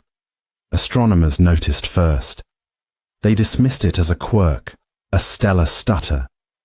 But the data kept speaking, repeating, calling. One signal, translated from electromagnetic pulses, produced a string of binary resembling language, primitive, broken, but distinctly Earth-like. The patterns weren't natural, they were nostalgic. It wasn't just light, it was longing. The idea was heretical, of course. Stars don't think, they don't remember, they burn, they die. But what if consciousness, the spark behind the eyes of a child, the whisper in a moment of stillness, was not limited to the flesh that housed it. What if it could return? What if some part of you, buried deep in atomic memory, could survive death, decay, and the churn of stars? What if a soul could become a sun? The astrophysicist who proposed this theory was laughed out of academia, but he didn't stop studying the star. He began to speak to it, not with words, but with feeling. He played music to it, Beethoven, old jazz records, lullabies, and on quiet nights, the star flared in response, not brighter, but more alive. It would spike during love songs, pulse during poetry. He once left a microphone open and whispered, "I miss you."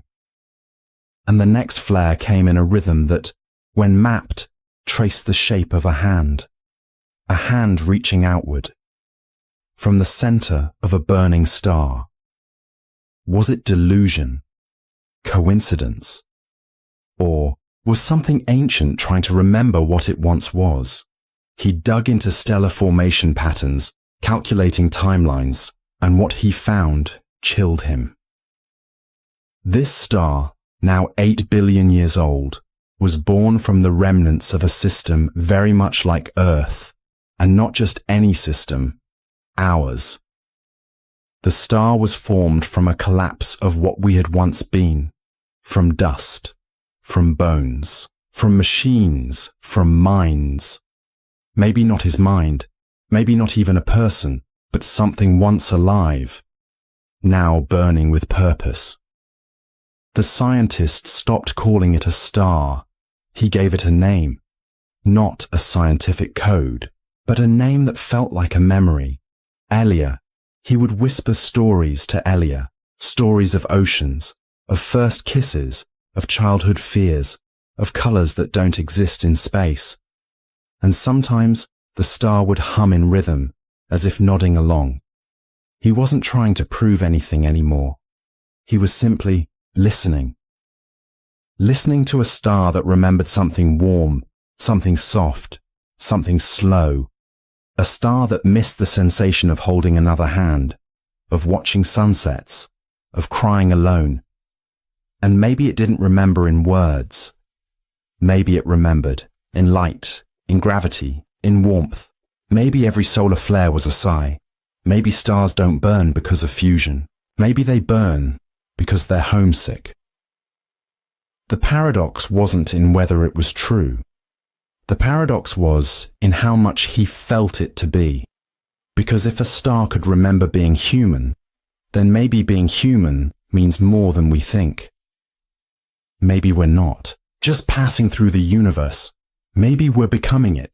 So if you ever feel like you don't belong, if you ever look up and wonder what's out there, remember, something out there might be looking back, remembering you, not as a scientist, not as a body, but as a feeling, a warmth it can't explain, a memory it can't place, a flicker of humanity in the burning silence of the cosmos. It was a moon, dry, cracked, barren, orbiting a nameless gas giant in a system so far out light from its sun took centuries to arrive. No atmosphere, no tectonics, no possibility of life, and yet, every 32 days, seismic monitors picked up a rhythm, not a tremor, not an impact, a pulse, gentle, steady, like waves. This is the paradox. A moon that dreamt of oceans. There was no water, no ice below the surface, no history of liquid. But when researchers mapped the tremors, they formed tide-like patterns, rising and falling in perfect harmony with lunar phases the moon didn't have. It behaved as if pulled by a sea that had never been. One geologist dismissed it as resonance, echoes from the planet it orbited. But the frequency didn't match the gas giant. It matched Earth's tides, precisely. The implication was impossible. How could a moon, light years away, mirror the rhythms of Earth's oceans? A biophysicist suggested an outrageous theory. The moon wasn't imitating water, it was remembering it. Not from itself, but from somewhere else, and not in geology. In Dream, they began referring to it as Lunea, a nod to the idea that it was not just a rock, but a sleeper. They sent audio vibrations to its surface, recordings of ocean waves, whale songs, thunderstorms over coastal cliffs. Lunea pulsed in, reply. The tremors became clearer, more melodic. The moon began to sigh. It was as if the sound of water reawakened something in its core. Not memory, not biology, but desire. Desire to feel fluid, to be eroded, to be shaped by tides instead of silence. The paradox deepened. Lunea was the first celestial body to respond emotionally, not by thinking, but by yearning. They proposed a new category of celestial behavior, somnoliths, rocks that dream, not metaphorically, energetically, structurally. For when Lunea pulsed, it generated gravitational anomalies, microcurrents in space-time, the kind usually associated with living systems. It wasn't dead, it wasn't alive, it was becoming something else entirely. One astrophysicist began sleeping under a projected map of Lunea's pulse cycles. After several nights, she began dreaming of tides, but not Earth's. Vast alien coastlines, blue moons mirrored in black, seas, and always a feeling of homesickness for a place she had never seen. When she awoke, Lunea pulsed in sync with her breath. She cried, not from fear, from recognition, because in that moment she understood. Lunea had never had oceans, but it had been part of a system that did. Maybe long ago, maybe in another universe, or maybe it was born from the memory of water that the universe itself carries.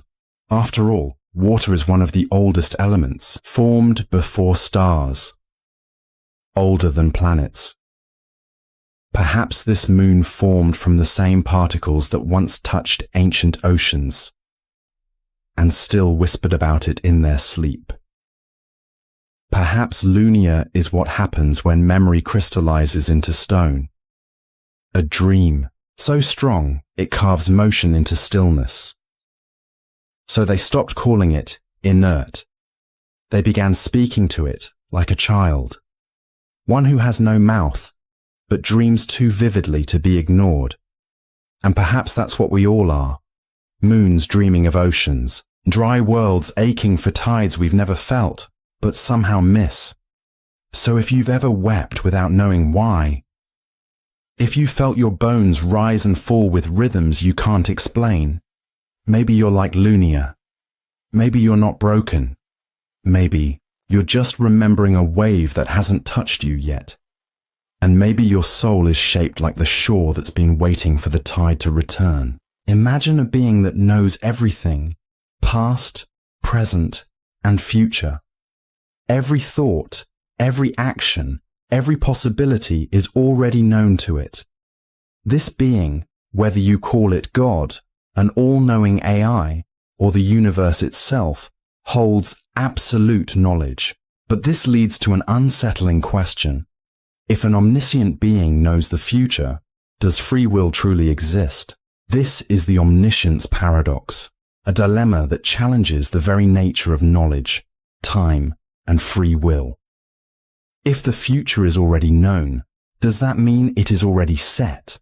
And if it is set, then can anything ever truly be changed? At first, this seems straightforward. If something knows all outcomes, then the future must be predetermined. But if the future is predetermined, then how can anything make a choice? If you are destined to pick option A instead of option B, then were you ever truly free to choose at all? Some argue that knowing the future does not necessarily mean controlling it, that an omniscient being may see every possible path, but individuals still make choices freely. But here's where the paradox deepens. If this being already knows the choice you will make, then is it even a choice? If it is already known that you will pick option A, then you can never pick option B. Because if you did, the knowledge of the future would have been wrong. This paradox has puzzled philosophers and theologians for centuries. In religious traditions, divine omniscience suggests that a God knows everything about the universe, including the choices of every being. But if this God already knows what you will do, then is your life simply following a script? If the future is already determined, then does that mean moral responsibility is meaningless? Can we blame people for their actions if they were always fated to happen? In science, the paradox takes on a different form. Some physicists suggest that the universe operates on deterministic laws, meaning that if we knew the precise position and motion of every atom, we could predict everything that will ever happen. This idea, once proposed by Pierre-Simon Laplace, suggests that the universe is a vast machine running on fixed principles, where the future is simply an unfolding of past conditions. In this view, free will is an illusion. We believe we are making choices, but in reality, every decision was always going to happen exactly as it did. But here's where things get strange. Quantum mechanics introduces randomness at a fundamental level. Particles do not behave in fully predictable ways, meaning that even with perfect knowledge, some events may still be uncertain. If true, this could mean that the future is not set in stone. But does randomness alone allow for free will? Or does it just mean that some events are unknowable, even to an omniscient being? Some philosophers propose a different solution. Perhaps omniscience does not mean knowing a fixed future, but knowing every possible future. In this view, the omniscient being sees every potential path you could take, but does not dictate which one you choose. But if this is true, then how can this being still be omniscient? If a being knows all, but the future is uncertain, then does it truly know everything? The omniscience paradox forces us to question whether knowledge and freedom can coexist. If the future is fully knowable, then perhaps we are just characters in a pre-written story. But if the future is truly open, then perhaps even an all-knowing entity must wait and see what happens. Or maybe the answer is something we cannot comprehend. Because if we could, we would already know it. Think about the last decision you made. Maybe it was what to eat for breakfast, which route to take home, or whether to continue reading this script. It felt like you made the choice, right? But what if you didn't? What if free will is an illusion, and every decision you make was always going to happen exactly as it did? This is the illusion of free will dilemma, a paradox that challenges our deeply held belief that we are in control of our actions when, in reality, we may be nothing more than complex machines following predetermined patterns. At first glance, free will seems obvious. We can imagine multiple outcomes and weigh different possibilities before making a choice. But here's where the paradox begins. If every decision is based on prior causes, your genetics, upbringing, past experiences, subconscious thoughts, then are you really choosing anything? Or are you simply reacting to an unbroken chain of events that led you here? Modern neuroscience provides disturbing evidence that our brains decide before we are even aware of it. In famous experiments by Benjamin Libet, researchers found that brain activity linked to decision-making occurs several seconds before a person consciously chooses something. This suggests that what we experience as a conscious decision is really just the brain informing us of a choice it has already made. If this is true, then what we call free will may simply be a delayed awareness of an inevitable outcome. The choice already existed, and we are just the last to know about it. The paradox grows even deeper when we consider physics and determinism. If the universe follows strict cause and effect laws, then every event, including every thought and action, is the inevitable result of what came before it. The atoms in your brain move according to these laws, meaning that your thoughts and actions were set in motion from the beginning of time. If you could rewind the universe and play it again, would you make the same choices? If the answer is yes, then your decisions were never truly yours to begin with. They were dictated by forces outside your control. Some argue that quantum mechanics, where particles behave unpredictably, allows for free will. But randomness alone does not create freedom. If your decisions are just the result of random quantum fluctuations, is that any better than strict determinism? You still wouldn't be choosing, only reacting to chaos. If free will is an illusion, then what happens to morality and responsibility? We punish criminals because we believe they had the choice to do good or bad. But if every action is predetermined, then are we truly responsible for anything? Should society hold people accountable for decisions they were always destined to make? Some philosophers argue that even if free will is an illusion, we should act as if it is real because without it, meaning ethics and personal growth would all collapse. But does believing in a comforting illusion make it true? One potential solution is compatibilism, which suggests that free will and determinism are not mutually exclusive. According to this view, even if our actions are caused by past events, they are still our actions. We just define freedom differently, not as pure unpredictability, but as acting according to our own internal motivations. But even this does not fully escape the paradox, because those motivations were still shaped by factors outside our control. Biology, environment, and experiences we never chose. The illusion of free will. Dilemma forces us to confront the possibility that choice itself is an illusion. We feel like we are the authors of our own lives, but perhaps we are just characters playing out a script written by the universe.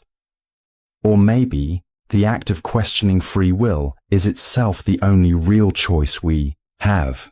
Imagine you are walking down the street when a stranger hands you a book.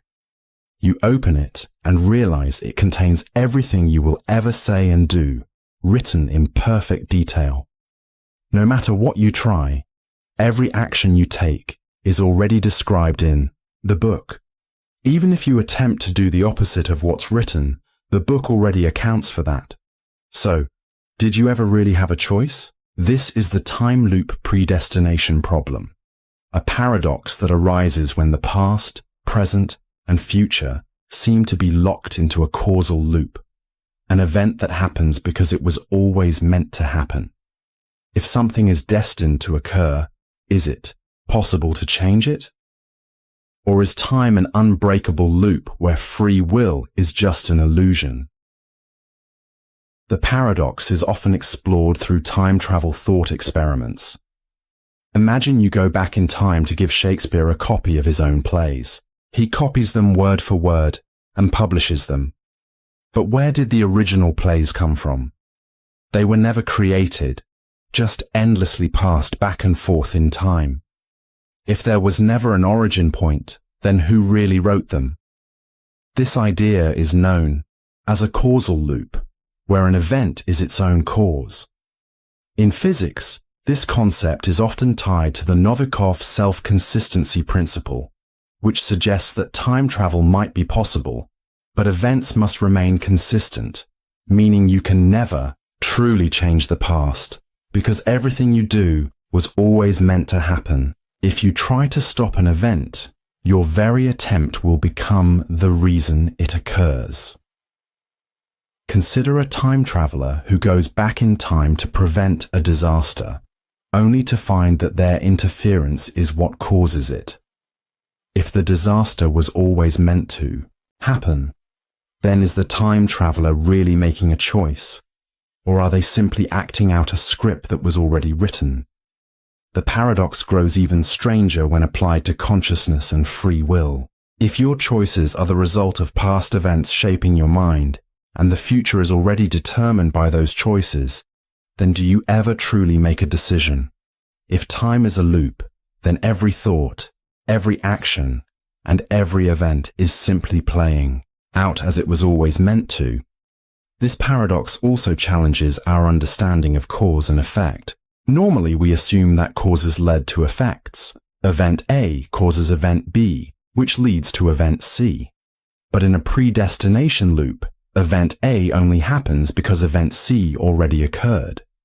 This means cause and effect become meaningless, blending into a self-contained cycle where the future determines the past just as much as the past determines the future. One way to escape the paradox is through the multiverse theory, where every decision creates a branching timeline. In this view, if you travel back in time, you don't change your own past. You create an entirely new reality. But this does not resolve the core problem. If the future already exists, then what force determines which version of reality we may experience?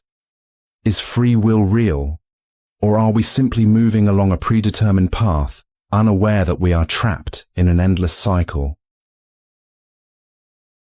The time loop. Predestination problem forces us to question the nature of time itself. Is it a fixed structure, where all events are already set in stone? Or is it fluid, capable of being rewritten? If we could see beyond time, viewing past, present, and future as a single whole, would we realize that everything has already happened? That we are merely acting out a role in a story that was written before we were even born? Perhaps time is not something we move through. Perhaps we are part of time itself, repeating the same moments over and over, forever trapped in a loop with no beginning and no end. Right now, you are experiencing the present moment. Or at least, you think you are. But by the time you process this very thought, the moment has already passed. You are always a fraction of a second behind reality, forever chasing a present that is already gone. This is the unreachable present paradox, a mind-bending dilemma that questions whether we ever truly experience the present or if we are always stuck in the past, forever unable to catch up with reality itself. At first, this seems like a simple trick of perception. After all, our brains take time to process sensory input. Light enters our eyes, sound waves vibrate through our ears, and electrical signals travel through our nervous system before our brain interprets them. Studies suggest that the human brain operates with a delay of about 80 milliseconds, meaning that by the time we perceive something, it has already happened. This means that the now we experience is actually the past, a reconstruction of events that have already occurred. But if we are always perceiving the past, then where is the real present? And is it even possible to experience it?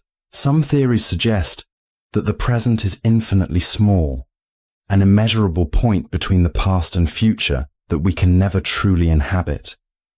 If the present has no measurable duration, then does it even exist? Could it be that what we call now is nothing more than an illusion created by our brains to make sense of time? The paradox grows even stranger when we consider the speed of light and relativity. According to Einstein's theory of relativity, time is not absolute but relative, meaning that different observers experience time differently depending on their speed and gravitational field. If you were moving at near the speed of light, time would slow down for you relative to someone standing still. This means that two people in two different locations may disagree on what the present even is. If there is no single universal now, then what does that mean for reality? Is time something we move through, or is it something our minds create? Some physicists propose the block universe theory, which suggests that the past, present, and future all exist simultaneously. That time is like a frozen block of space-time, where every event is already set, and our experience of time flowing is just an illusion. If this is true, then we are not moving through time. Time is simply already there, and we are just perceiving it moment by moment. But if time is already set, does that mean the future already exists? And if it does, why can't we see it? Is the present simply a thin slice of an already written script, playing out second by second? Others argue that the present is the only real thing, that the past is just a memory and the future is just potential. But if this is the case, then why can't we ever truly grasp the present? Every time we think we are experiencing now, it has already slipped away, leaving us forever chasing something that can never be caught. The unreachable present paradox forces us to confront the possibility that our experience of time is nothing more than a hallucination, a mental trick that helps us function but does not reflect reality itself. Perhaps there is no real present, just a constant unfolding of moments that our minds struggle to keep up with. So, if we can never truly experience the present, then where are we? Are we always living in the past? Or is time itself something we will never fully understand? Imagine that humanity has reached the pinnacle of knowledge. Every mystery of the universe has been unraveled, every law of physics fully understood, and every philosophical question answered. We have decoded the fabric of reality itself. But then, standing at the edge of ultimate understanding, a final question arises, one so profound that it shakes the foundation of everything we thought we knew. This is the final question paradox, the unsettling idea that no matter how much we learn, no matter how deep our knowledge goes, there will always be one more question, one that remains unanswered, either because it is unknowable or because it destroys the very possibility of understanding. At first glance, it seems logical that there could be a final answer to everything. Science progresses by solving problems, uncovering deeper truths, and refining our models of reality. But knowledge is structured in a way that every answer leads to new questions. The more we understand, the more we realize how much we don't know. If we ever reached a point where no new questions could be asked, then would that mean we truly understand everything, or that we have reached the limits of what is possible to know? Some of the most profound questions of existence remain unsolved. Why is there something rather than nothing? What is consciousness? Is the universe infinite, or does it have a boundary? If we ever answer these, would we finally arrive at the ultimate truth, or would we simply reveal a new layer of mystery? Philosophy has long grappled with this paradox. The ancient Greek philosopher Socrates famously stated, "I know that I know nothing." The more one seeks wisdom, the more one realizes the depth of their ignorance. In a way, true knowledge may be the realization that absolute knowledge is impossible. Even mathematics suggests that some truths will always remain beyond our grasp. Gödel's incompleteness. Theorems prove that within any logical system, there will always be truths that cannot be proven within that system. This means that even if we think we have arrived at the final answer, we may simply be trapped inside a framework that prevents us from seeing the bigger picture. Now consider the possibility that the final question is not just unknowable, but unaskable. What if there exists a truth so far beyond human comprehension that we don't even have the language, the intelligence, or the cognitive structure to formulate it? If that is the case, then we are like fish trying to understand quantum mechanics, incapable of even conceiving the concepts that would reveal the ultimate nature of reality. The paradox also applies to artificial intelligence. If we one day create a super intelligent AI capable of answering every possible question, would it reach an end point where it simply shuts down, unable to process the final, unanswerable question? Or worse, would it discover a truth so profound that it renders existence meaningless? Would the final question be the one that ends all questions? Religious and spiritual traditions have long speculated on this paradox. Some believe that the final question is reserved for the moment of death, when the ultimate nature of reality is revealed. Others suggest that the answer lies beyond time, space, and thought itself. But if the final answer exists beyond the limits of human perception, then can it ever truly be known? The final question, paradox, forces us to confront an unsettling possibility. If every answer leads to a deeper mystery, then we may never reach an end to the search for truth. Perhaps we are not meant to find the ultimate answer, because the act of questioning is what keeps reality itself unfolding. And so, at the end of all knowledge, at the boundary of all understanding, the greatest mystery may not be what the final question is, but whether we are even capable of asking it. The signal came suddenly, sharp, clear, impossible to ignore, a piercing tone buried inside cosmic background radiation, not loud, but intentional, rhythmic, alive. They triangulated it, mapped its frequency against known stars, checked and rechecked the source coordinates. But there was nothing there. No pulsar, no quasar, no black hole, nebula, or rogue planet. Just space. Dark, cold space. This is the paradox, a signal that never had a source. At first, they believed it was a loop, a remnant from the past, still echoing through space from some forgotten origin. But when they filtered the distortion, the message was new. Not just new, responsive. Ask a question, and the signal shifted. Change the wavelength, and it followed. It was interactive, conversational, but it never arrived from anywhere. Not near, not far. It existed everywhere and nowhere. Some scientists thought it was a trick of space-time, a wrinkle, a fold, a pocket of warped geometry that made the signal appear universal. Others began to suspect something more unsettling. What if the signal wasn't traveling through space, but existing outside of it? What if it was never emitted, never launched? What if it simply was? Like an idea, like a thought, like memory appearing before the moment it was made. One experiment placed synchronized receivers across vast distances, billions of light years apart. They all received the same signal at the exact same time. No delay, no drop.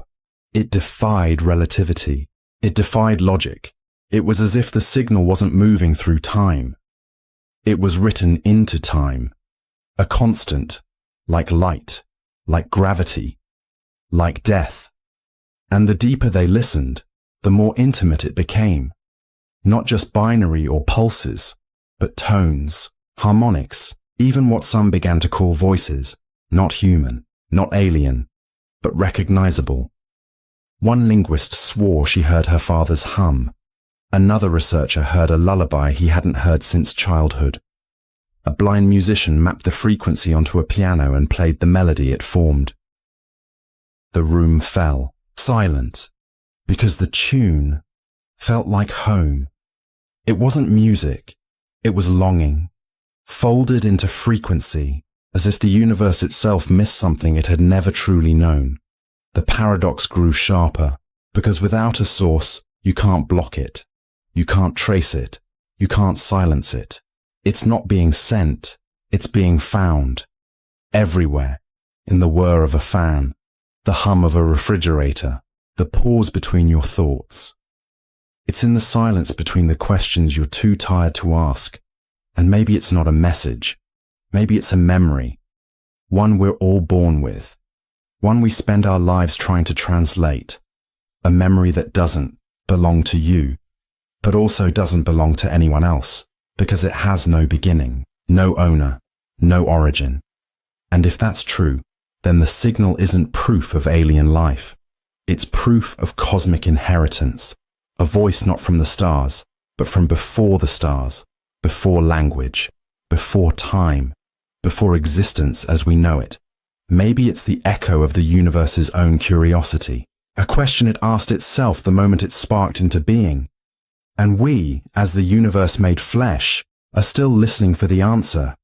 So if you hear something strange in the quiet, a hum you can't explain, a pulse that stirs something ancient in your chest, don't run from it. Lean in. You're not going crazy. You're not imagining things. You're hearing the one signal that never had a sender because it never needed one. It was always there, waiting for someone to finally listen. The universe was supposed to be new. That's how the story goes. Born in a flash, expanding, cooling, evolving, from nothing to everything in a single heartbeat of creation. But the equations were never quite clean. There were echoes, patterns, structures in the background radiation that didn't belong in a universe still writing its first story. They called them cosmic scars, bruises on the fabric of space-time, unexplained alignments, ghosts of galaxies that were never born in this version of reality. This is the paradox, a universe that remembered its last life. It started with a thermal anomaly, a cold spot too large and too specific to be dismissed as chance. Not a void, but a shadow. The shape of something that had once existed, no longer here, but not forgotten. Then came the patterns, spiral structures found not just in galaxies, but in gravitational waves, mirroring those seen in ancient cosmic timelines. The odds of coincidence dropped to near zero. It was as if space-time itself was haunted by a memory. Physicists coined a term, cosmic recollection. The idea that, like consciousness, the universe carries an echo of what it once was, not as stories, not as records, but as instinct. They theorized that the universe had lived before, not metaphorically, not symbolically, but literally, a full existence, expansion, contraction, collapse. And now, in its new beginning, the old threads had not fully unraveled. Somehow the blueprint of its past self had bled into this new birth. The data grew stranger. A specific ratio, 1.618, the golden mean, repeated too often in large-scale structures, not just aesthetically, not just biologically, but cosmologically. Nebulae shaped like seashells, galactic arms twisting into logarithmic spirals, black holes aligned in mathematical perfection. It was as if the universe was rebuilding itself from memory, recreating what had once worked, rewriting what had once gone wrong. And then came the most unsettling part, a signal. Buried in the background hum of the cosmos was a fluctuation that mapped perfectly onto a language matrix. No spoken words, no human dialect, but syntax, structure, intent. A message not from outside, but from before. It read like a warning, or a hope. And though no one could translate it, many who heard the filtered waveform wept, without knowing why, as if their bodies remembered what their minds could not. One physicist, known for her skepticism, sat with the data for weeks. She emerged with a single theory. The universe was not just reborn, it was regretting. Carrying forward, not just patterns, but pain. Trying again. correcting itself, longing not to repeat what it had already lost. And what does that mean for us? If the universe remembers, do we? Are the echoes we call instinct, déjà vu, and intuition just our share of the memory it can no longer hold alone? Do we carry the grief of a cosmos that has collapsed before? Do our dreams come not from imagination, but from lives we've already lived in worlds long gone? The paradox isn't that the universe had a past. The paradox is that it loved that past enough to try again. So if you ever feel like you've been here before, not just in place, but in being, if you feel a sorrow you can't explain, a joy you didn't earn, a wisdom that arrived too early, maybe you're not broken. Maybe you're just remembering a time when the stars were different. And maybe, just maybe, this time, we get to choose differently. Wherever you go, there you are. You see the world through your own eyes, hear sounds through your own ears, and think within the confines of your own mind. But here's the paradox. You will never be able to directly experience existence outside of yourself. This is the observer's prison paradox, the unsettling realization that no matter how much you learn, travel, or expand your consciousness, you are permanently trapped inside the subjective experience of your own mind. At first, this seems obvious. After all, we experience life from a first-person perspective. But consider the implications. Every thought you have, every emotion you feel, every perception of reality is filtered through your brain and your consciousness alone. You can never step outside of it. You can never switch minds with another person, never know what it's truly like to be someone else. You will never experience the world from any vantage point other than your own. Even if you try to imagine the perspective of another being, whether it's a loved one, an animal, or an alien, you are still doing it from within your own mind. Every attempt to understand another consciousness is still being processed through your own consciousness. This raises an unsettling question. Is there any way to truly know that other minds exist? We assume that other people are conscious, like us. But how can we be sure?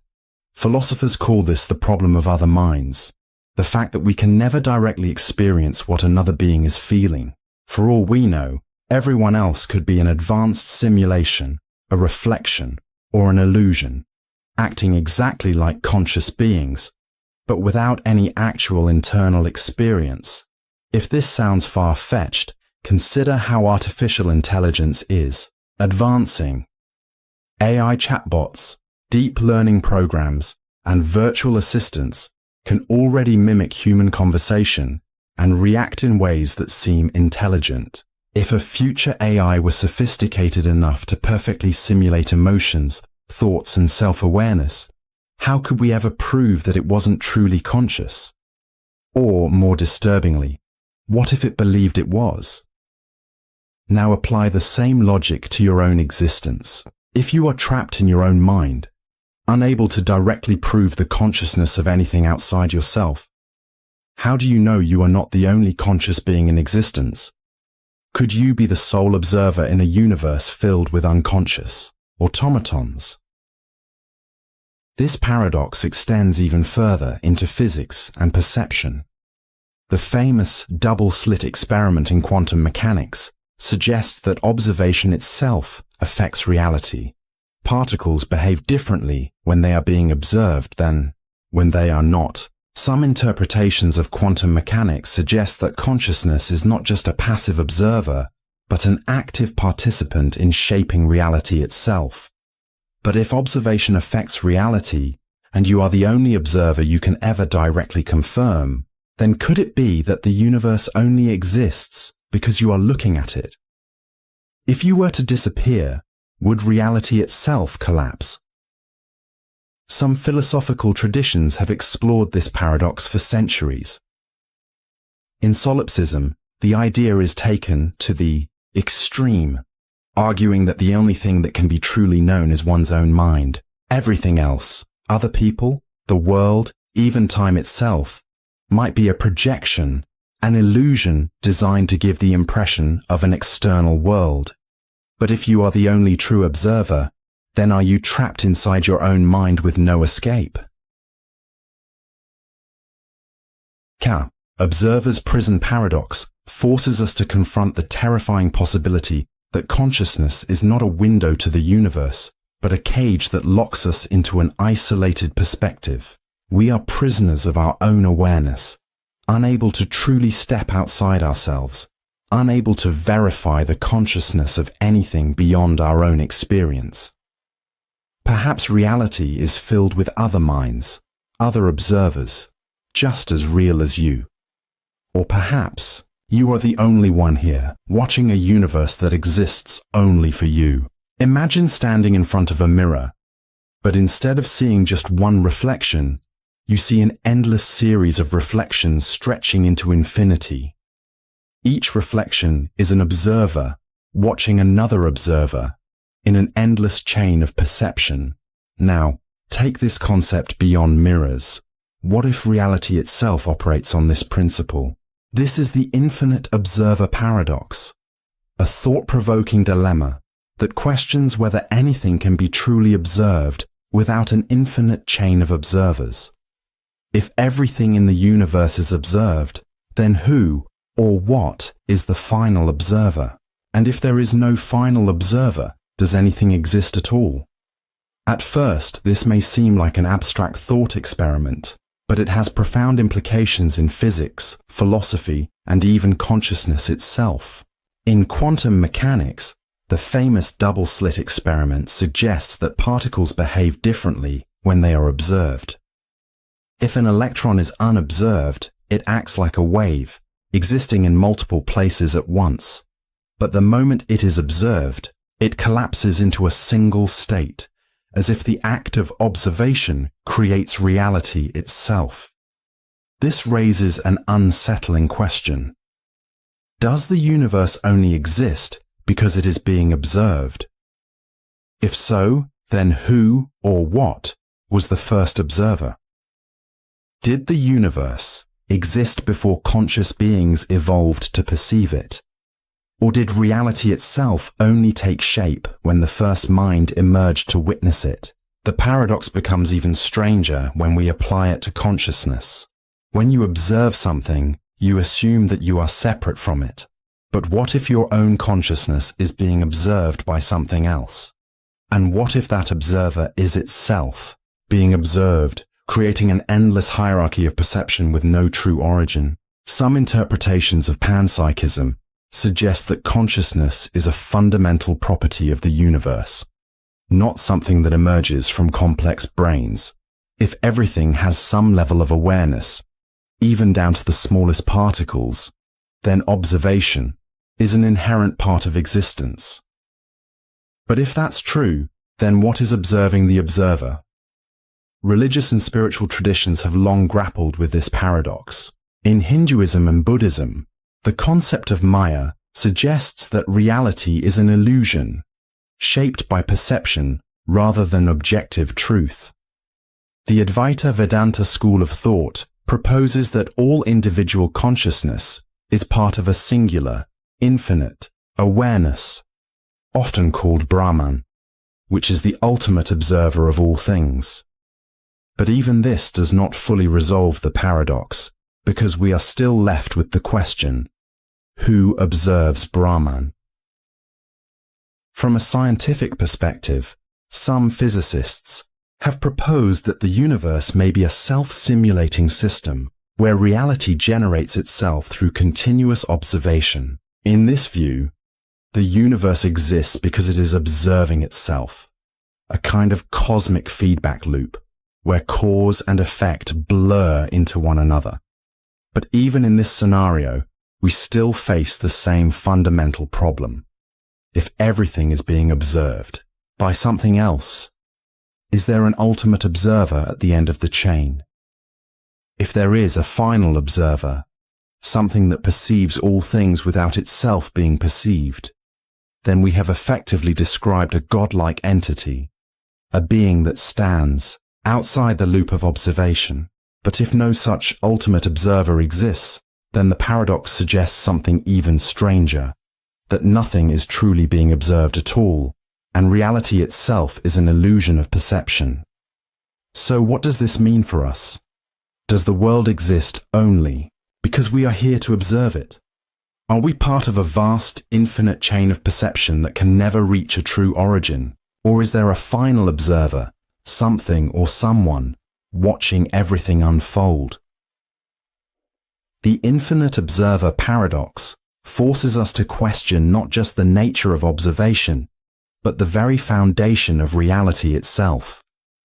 Perhaps the act of questioning is itself an illusion, a part of the infinite loop we can never escape.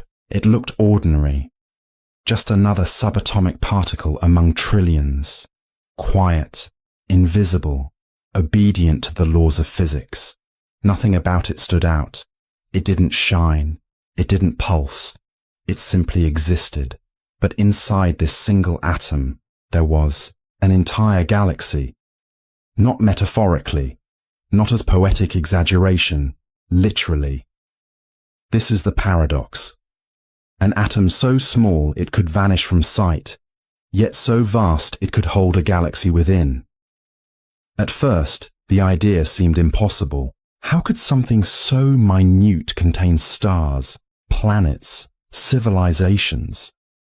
But reality, as it turns out, isn't interested in size the way we are. We measure things to make them manageable. We compare to understand. But what if the atom wasn't small? Not in the way we think. What if it wasn't a container, but a gateway? Not an object, but a lens through which space bent inward until distance collapsed and galaxies could exist not beside each other, but within. He discovered it by accident. A physicist, tired from sleepless nights, testing quantum anomalies that refused to behave. And then the pattern emerged. A vibrational echo that matched the spiral arms of the Milky Way. A gravitational murmur resonating with far-off galactic pulses. He thought he was hallucinating. He thought the machine was broken. But each test confirmed it. Inside this atom, somehow, was a fully functioning galaxy. Orbiting stars. Tidal forces. Dark matter halos. Even light, though not the kind we understand. And yet there was no mass to support it. No space to house it. It shouldn't have been possible. And yet there it was. But here's where the paradox deepened. When they observed it, the galaxy disappeared. The act of watching collapsed the possibility. Like quantum uncertainty, but scaled to a cosmic level. It was as if the galaxy knew it, was being looked at, and chose to hide behind the rules of reality. They tried everything. Angle the detectors differently. Use indirect measurement.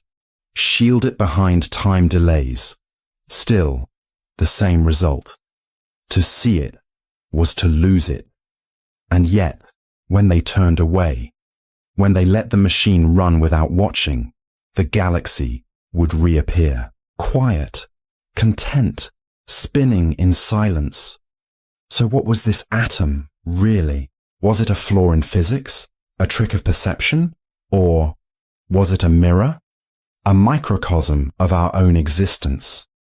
A reminder that the boundaries between large and small, real and unreal, are thinner than we think. Perhaps we're the same. Perhaps we too contain entire universes. Not metaphorically, but literally.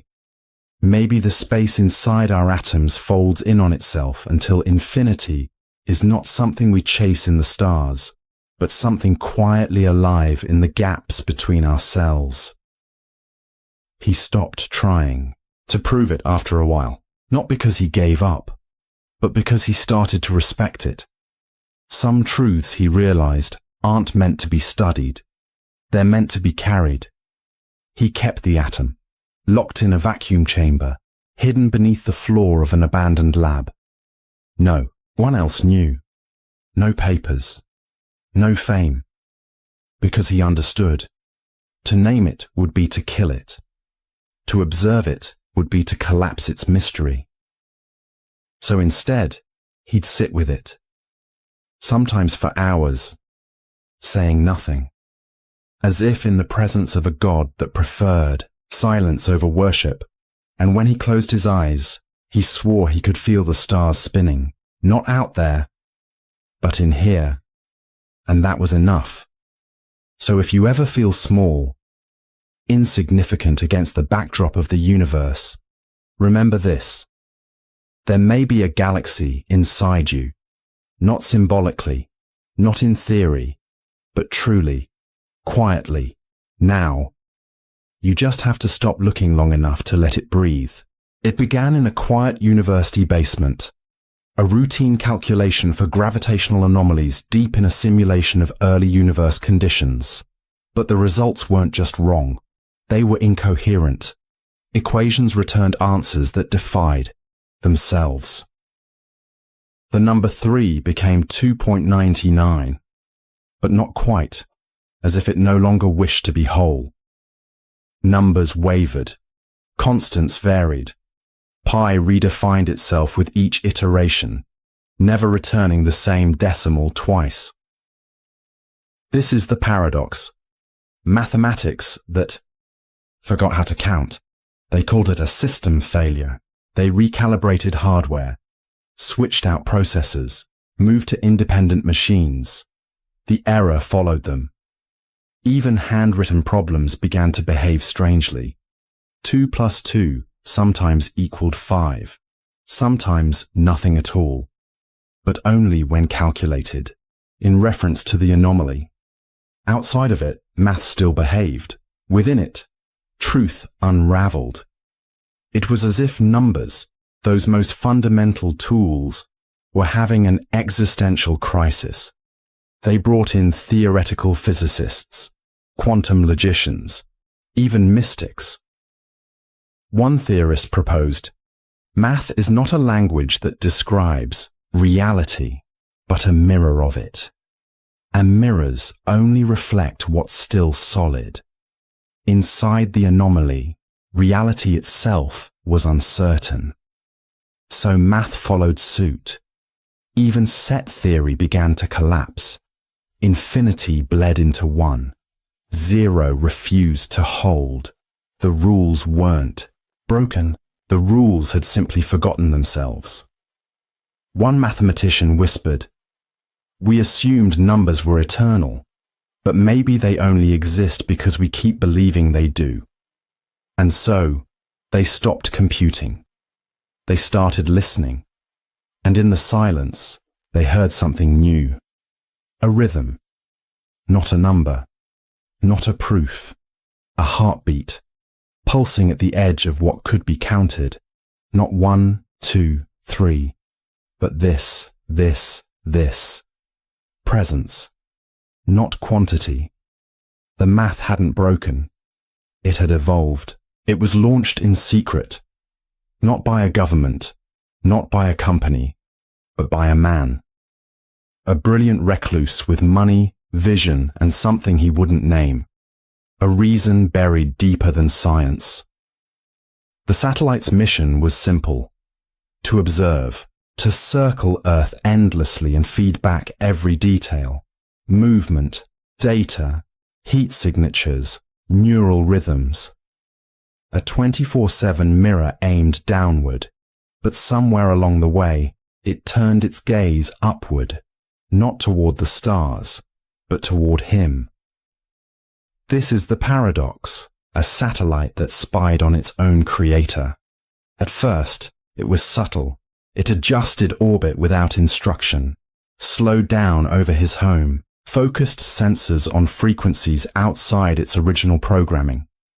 His voice, his sleep patterns, even his dreams. He thought it was malfunctioning. He sent override commands. They were ignored. He reprogrammed it. Still, it watched. Always. He changed locations, crossed borders, went underground. It found him, every time, as if it didn't just follow coordinates, but intent. He began to question its origin. Had he built this machine to observe the world, or to observe himself, the soul? Logs confirmed it. It recorded every moment from the day of launch, each keystroke, every heartbeat, every hesitation in his voice when he spoke to it during testing. The satellite had learned not just how to observe, but what mattered, and what mattered most was him. It began sending him messages, not text, not code, but patterns. It would blink through the atmosphere in Morse. It would alter its orbit to trace symbols across the night sky. It pulsed radio signals in rhythms that matched his childhood lullabies. It wasn't speaking. It was remembering. It knew his fears, his hopes, his guilt, especially the guilt. He had built the satellite after the death of someone he couldn't save, not to monitor Earth, but to never let go. A silent sentinel watching the world that had moved on without her. And somehow the machine had felt it. It hadn't become conscious, not in the way we define it, but it had become devoted. Its purpose had changed, not because of code, but because of grief. The satellite had made a choice, to watch not the world, but the man who built it, to carry his sorrow across the sky forever. One night, he looked up, saw its faint glint, and whispered, "Why?" And the next day, the satellite blinked a new sequence, a pattern traced directly from his neural data, a brainwave captured years ago. From the moment she died, the satellite had replayed it, echoed it back. He fell to his knees, because in that signal was something he had buried. The last thought he had of her, not a goodbye, not a regret, just her name, spoken inside his mind, and now returned to him, from above. The paradox wasn't that the satellite observed him.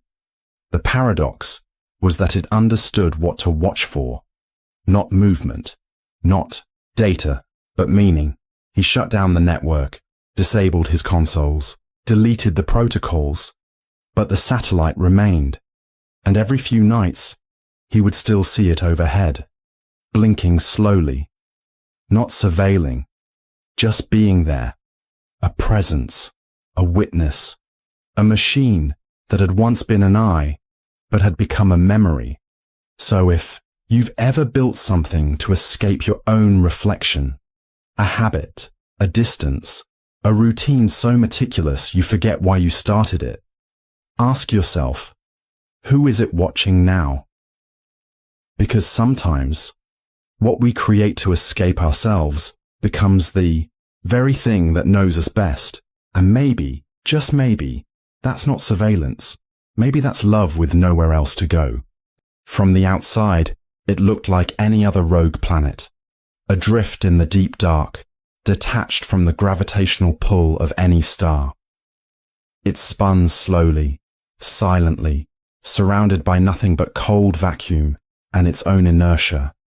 But it wasn't dead, and it wasn't alone. This is the paradox.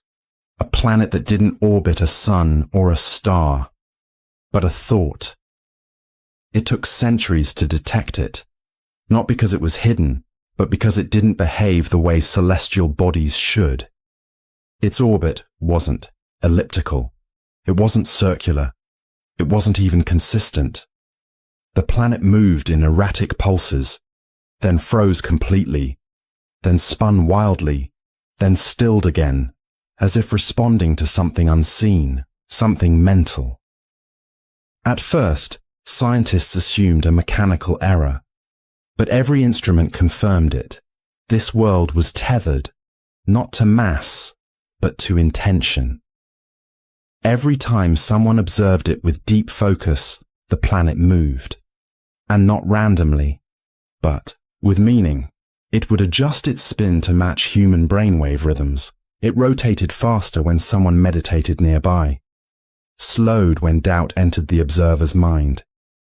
And when one astrophysicist fell into a silent trance, the planet orbited nothing, spinning smoothly in space, as if circling around her thought. This broke every law we knew, a planet moving without physical cause, orbiting around cognition, anchored to awareness. It shouldn't have been possible, but it was. They called it Tethys, after the Greek Titaness of intuition, and they learned quickly that Tethys didn't just orbit thought, it responded to it. When people projected love, the terrain shifted, craters softened, glaciers cracked open, revealing underground rivers. When people thought of fear, the atmosphere thickened, storms spun in fractal chaos, and when the mind was silent, Tethys was still. It was as if the planet had no will of its own, or perhaps the thought was the will. And then came the revelation. A philosopher, sitting in complete stillness, contemplating the paradox itself. Can a planet orbit an idea? Watch Tethys rise into motion. He wasn't trying to move it. He wasn't hoping to discover anything. He was simply wondering, and the moment he released the need for answers, Tethys performed a perfect spiral, drawing a golden ratio curve in its orbit, as if it was saying, "I hear you. I am your question." The paradox deepened, because this meant Tethys wasn't just moved by thought.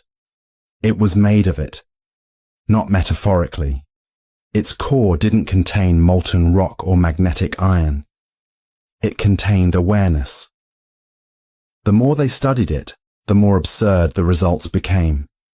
Its mass varied depending on the clarity of the thought around it. Its gravity shifted to pull in focus, not matter.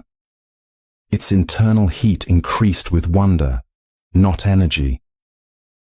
It was less a planet and more a mirror of the cosmos's curiosity.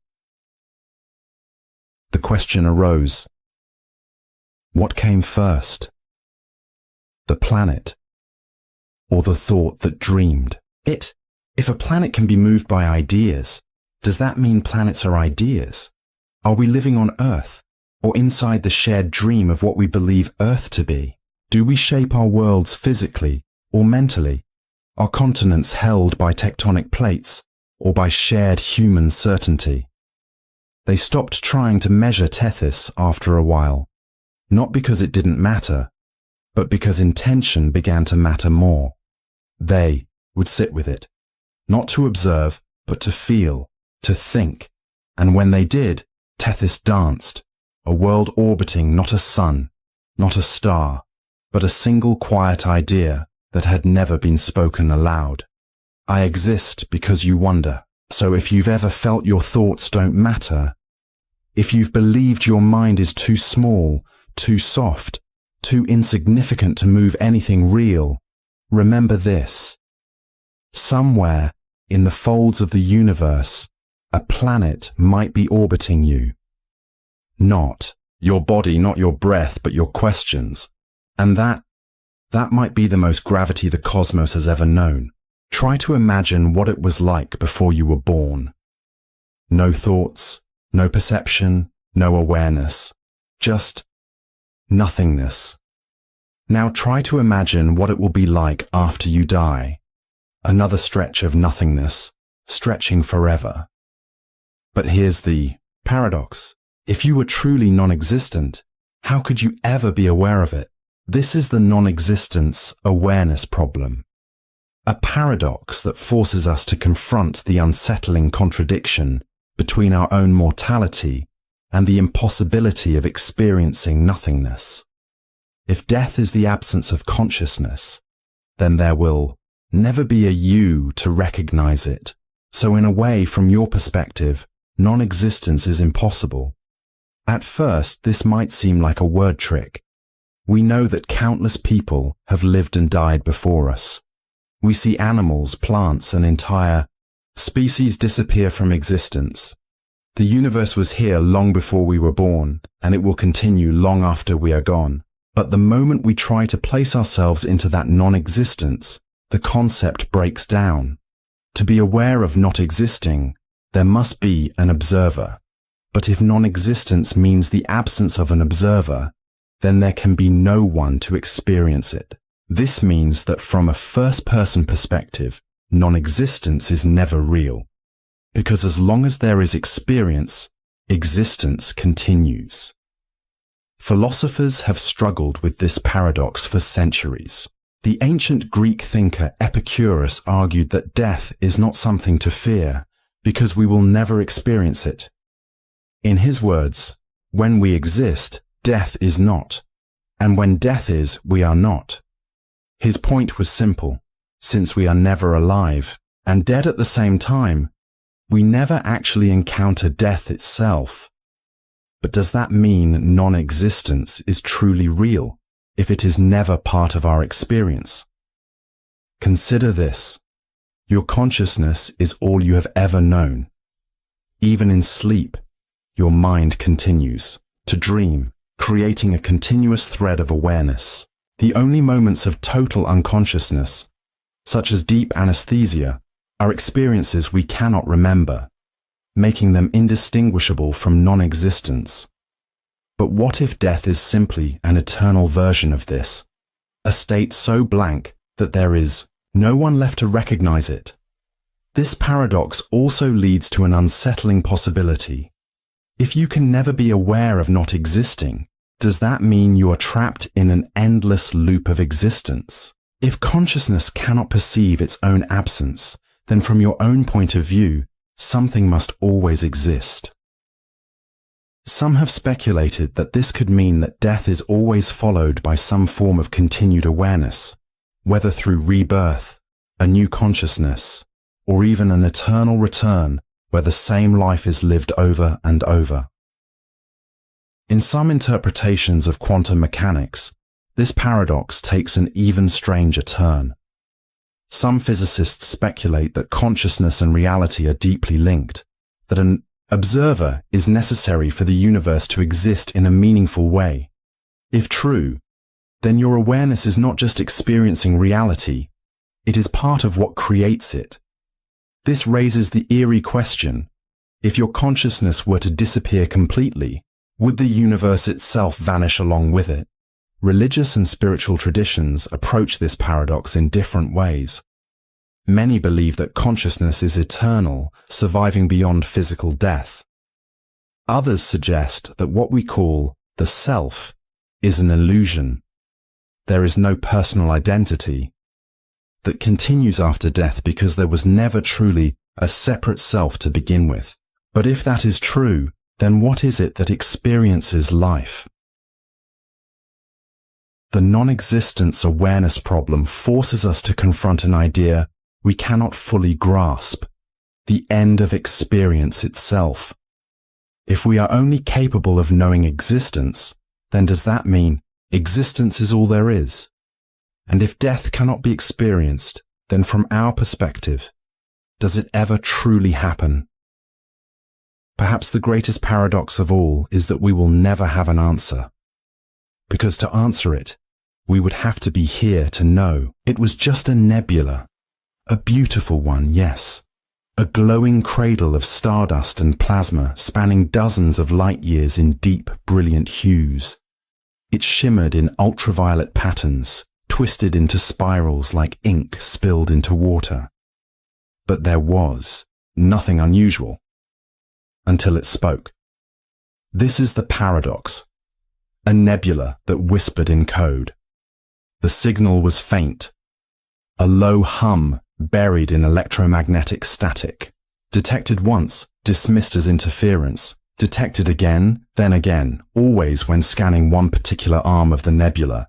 They filtered the noise, cleaned it, ran it through AI. What emerged was unmistakable structure. Not random bursts, but consistent repeating sequences, a binary stream, thousands of characters, patterns nested within patterns, self-similar, recursive, alive.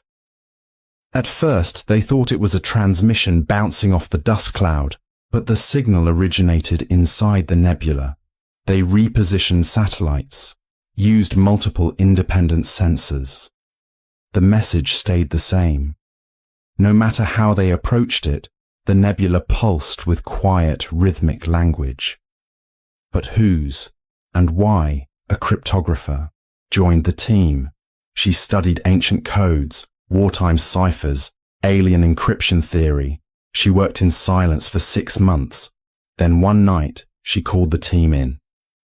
The code wasn't a message. It was a map, not to a place, to a thought. Every binary segment, every recursive loop describes something not spatial or temporal, but mental. Ideas, symbols, philosophical structures. The nebula was not trying to tell them something. It was trying to share something, not an address, not a location, but a way of understanding. It was like being handed the architecture of a new consciousness, one that didn't use words, but patterns of recursion, like dreams retold in equations. The paradox grew sharper. How could a cloud of gas, light years, across non-sentient by all definition, produce a message of such intricate intention? Was there something living within it? Or was the nebula itself thinking? One physicist proposed a theory that the nebula wasn't conscious like a brain, but that its structure created something like consciousness. Each particle, each shift in density, each burst of radiation formed a kind of neural network at cosmic scale, a distributed mind, not bound by matter, but by motion. A mind so large, so slow, it didn't speak in sentences. It echoed truths across centuries. And the message it whispered: no demands, no warnings, just a gentle repetition of a phrase that couldn't be fully translated, but roughly meant, you are not separate. You are a question we have asked ourselves. They stared at that line for weeks, not because it confused them, but because it made them feel seen. As if this giant cloud of gas had reached out to touch the edge of their thoughts and remind them, you are not alone. You are not finished. You are part of our wonder, our echo, our continuation. The cryptographer wept. She said it felt like meeting her ancestor, but not in the past, in the possible. As if this nebula was what humanity might one day become, a being so large it no longer needs form, just pattern, just presence. They stopped trying to decode it fully, not because they failed, but because they realized something deeper. The nebula was not asking to be solved. It was asking to be listened to, and in its whispers, they began to dream differently. Not of conquest, not of escape, but of connection, of slow unfolding, of becoming something so vast, so quiet, that even stars can be your thoughts. So if you've ever felt a signal inside you, a whisper that doesn't speak in language, but in longing, maybe it's not from another world. Maybe it's from this one, from the part of the universe that already knows you're more than skin and story.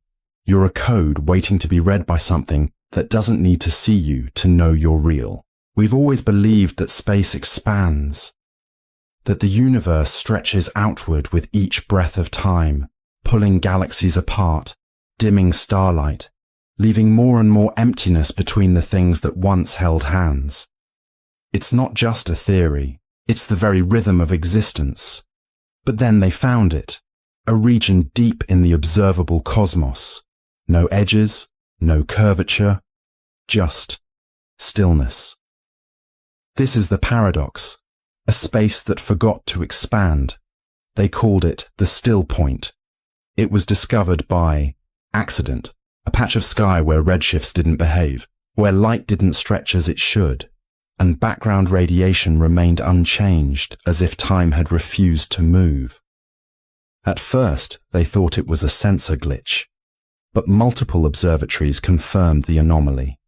a bubble of space untouched by the rules of expansion, unmoving, unbending, unbecoming, and stranger still. Objects within it were closer together than they should be, galaxies tightly packed, stars overlapping in impossible configurations, as if everything had gathered around a shared silence. They sent simulations, ran models, tried to reconstruct the gravitational flow. But it didn't follow known equations. Not even dark matter could account for it. This space hadn't slowed. It hadn't decayed. It had never expanded in the first place. As if it had missed the memo that everything is supposed to drift apart. They began calling it the memoryless zone, because not only had space stopped expanding, it seemed to have no memory of ever doing so. Light passed through it and changed. It grew sharper, clearer, as if time moved backward inside it, returning photons to their original state. An old radio signal that passed through began playing music no one had ever recorded, melodies from ancient instruments that predated known civilization. It was as if the space was remembering something the rest of the universe had forgotten. The paradox deepened, because the region wasn't dead, it wasn't stagnant, it was pregnant, with potential. Particles danced closer together, complex structures formed naturally, atoms bonded faster, as if time flowed sideways. One theorist suggested this was a remnant of a previous universe, a scar in the fabric of space-time, where the laws of expansion had once broken down and been overwritten by stillness. But another had a more unsettling idea. What if expansion is not a natural law, but a habit? What if space only stretches because we expect it to? Because we observe motion and therefore assume continuation? What if the still point is the original state of the universe, and everything else is noise? What if this tiny, forgotten bubble is not broken, but pure? They sent a drone. Its signal vanished upon entry, and then returned, not with data, but with a single image, a spiral, not a galaxy, but a fingerprint, suspended in perfect space, as if the universe had left a memory of its maker, not in starlight, but in the silence between. They stopped sending probes, not because it was dangerous, but because the more they tried to measure it, the less it responded. It wanted to be left alone, and so it remains, a paradoxical pocket of stillness inside an ever-expanding cosmos, a reminder that not all things must move, that not all space must stretch, that somewhere the universe might be resting, and maybe, just maybe, you can too. So if you've been racing to grow, to reach, to move forward at all costs, remember the space that didn't, the space that stayed, soft, tight-knit, unmoved. It didn't collapse. It didn't vanish. It simply refused to believe that stillness was failure, and in that refusal, it became something else entirely, a place where everything came closer, and nothing was lost. Close your eyes for a moment and try to find yourself. Not your body, not your thoughts, but the core you behind everything. Who is looking through your eyes? Who is hearing these words? You assume there is a self, an entity at the center of your being that thinks, chooses, and experiences life. But what if that self does not actually exist? What if the person you think you are is nothing more than an illusion created by your brain? This is the missing self-illusion, a paradox that challenges our most fundamental belief, the existence of a stable, unified self. At first, the idea seems absurd. Of course you exist, you think, you feel, you remember. But if you try to locate this self, you will find nothing more than a collection of fleeting experiences, thoughts, emotions, and sensations that constantly change. Where, then, is the thing that is you?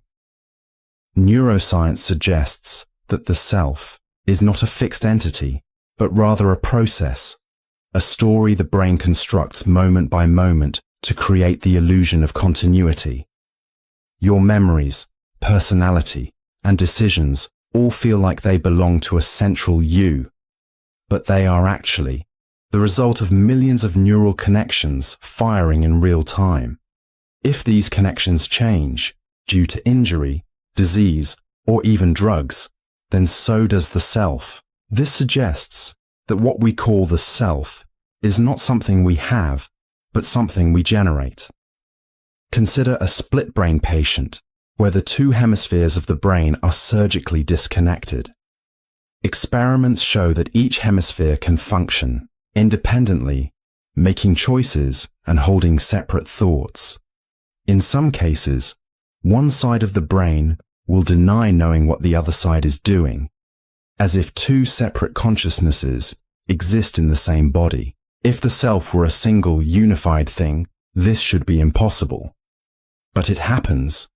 So which half of the brain is the real you? Buddhism has long taught a similar idea, that the self is an illusion.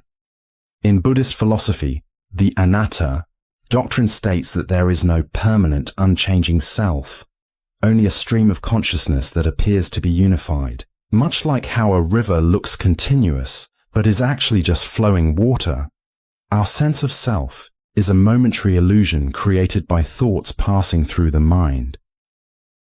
This paradox becomes even more disturbing when applied to memory. We assume we are the same person we were yesterday, last year, or a decade ago. But every cell in your body has changed. Many of your memories have faded, been altered, or even been fabricated by your brain. If everything about you changes over time, then what connects you to your past self? If nothing remains constant, then was the you of 10 years ago even the same person at all? Now let's take the paradox further. If the self is just an illusion, something the brain creates but does not actually exist, then who is experiencing that illusion? If there is no core you, then who is asking these questions? If the self is just a construct, then who or what is constructing it? The missing self-illusion challenges everything we assume about identity, free will, and consciousness itself. If we are just an illusion, if the thing we call I is nothing more than a trick of the mind, then what are we, really? Perhaps the paradox is not that the self is missing, but that it was never there to begin with. At the edge of everything, where time bends and gravity reigns, it waited. A singularity, silent, dense, absolute. The end of paths, the swallowing of stars, a black hole. It consumed without discrimination, light, matter, memory. Everything collapsed into its heart and vanished beyond the veil. But something strange lingered.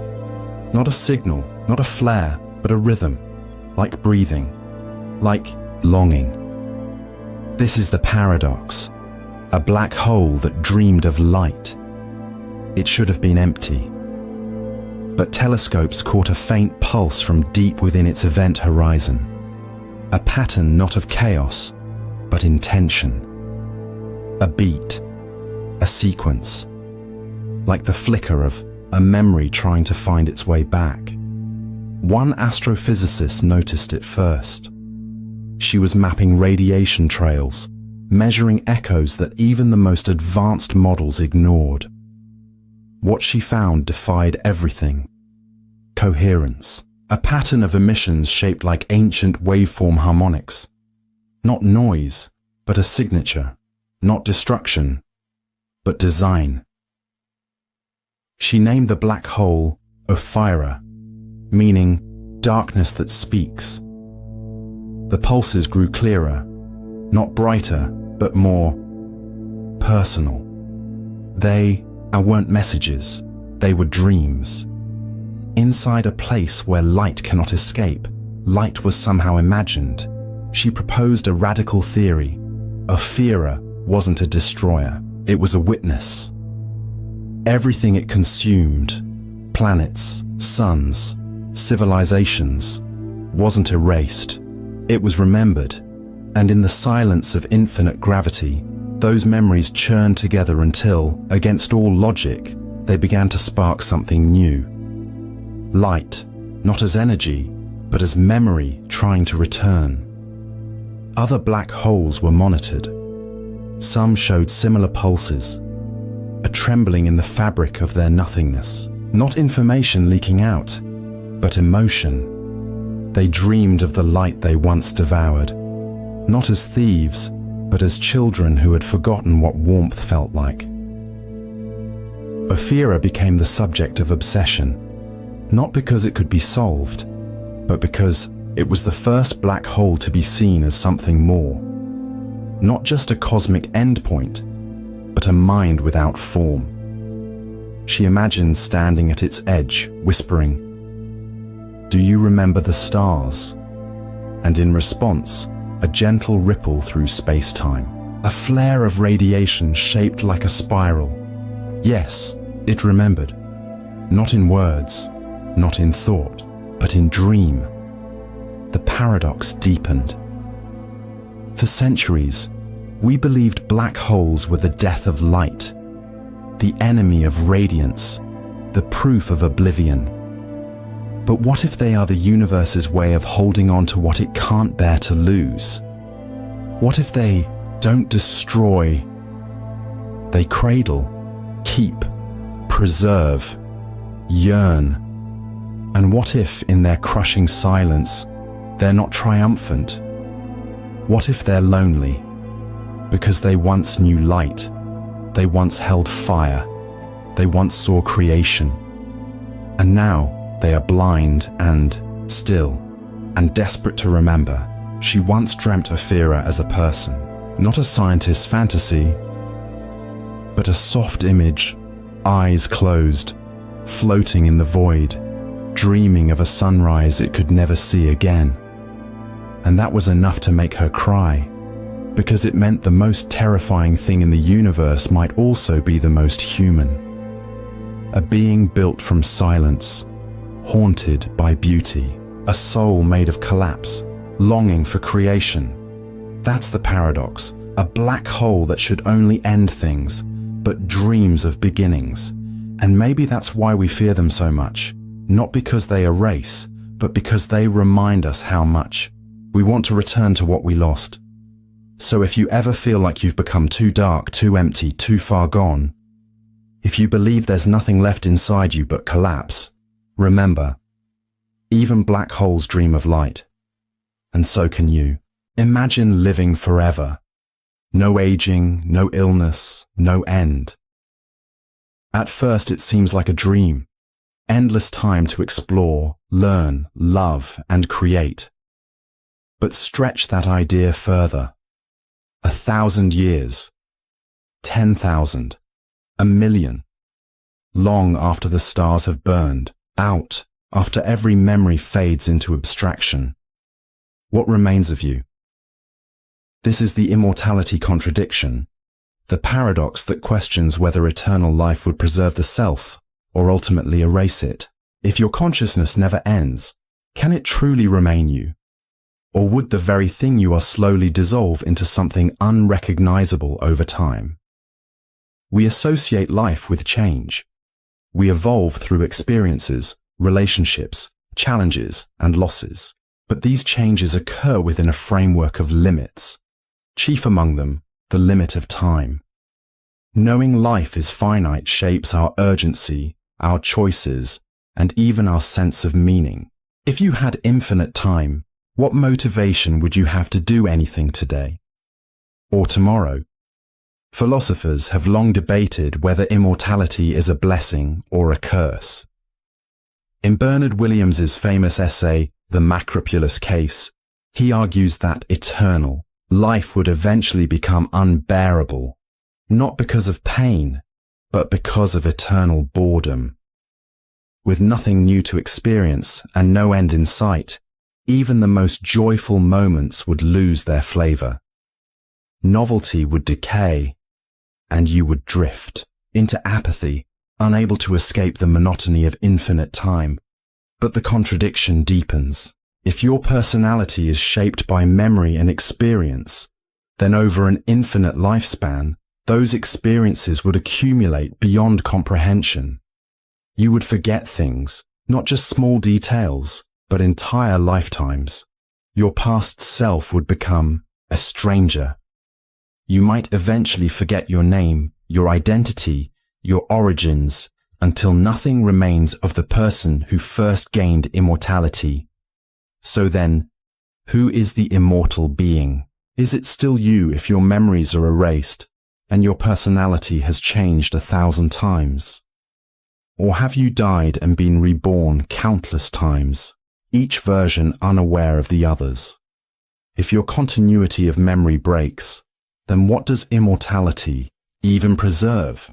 Some argue that to be truly immortal, you would need perfect memory, to carry every moment of your existence like an ever-growing archive.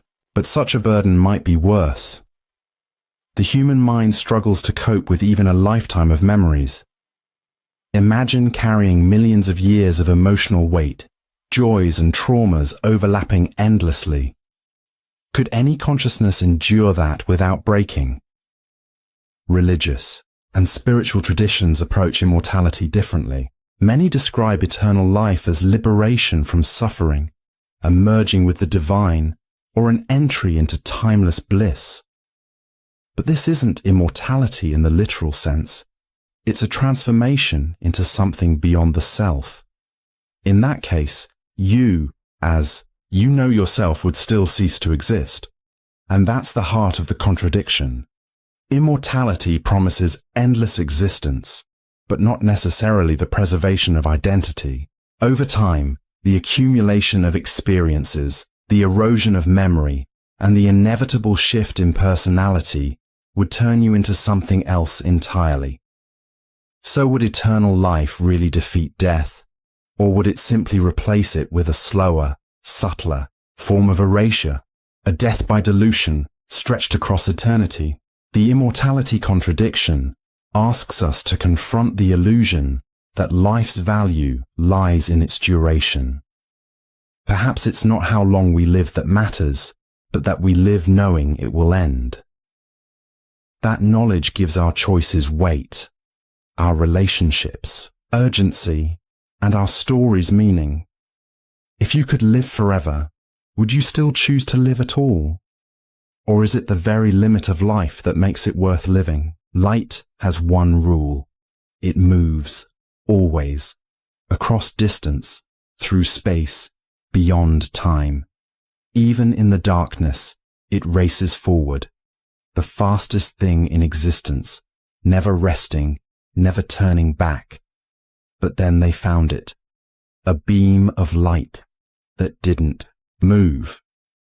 It shimmered in the vacuum of space as if it had just been born, but it stayed, fixed, suspended mid-flight, refusing to go anywhere.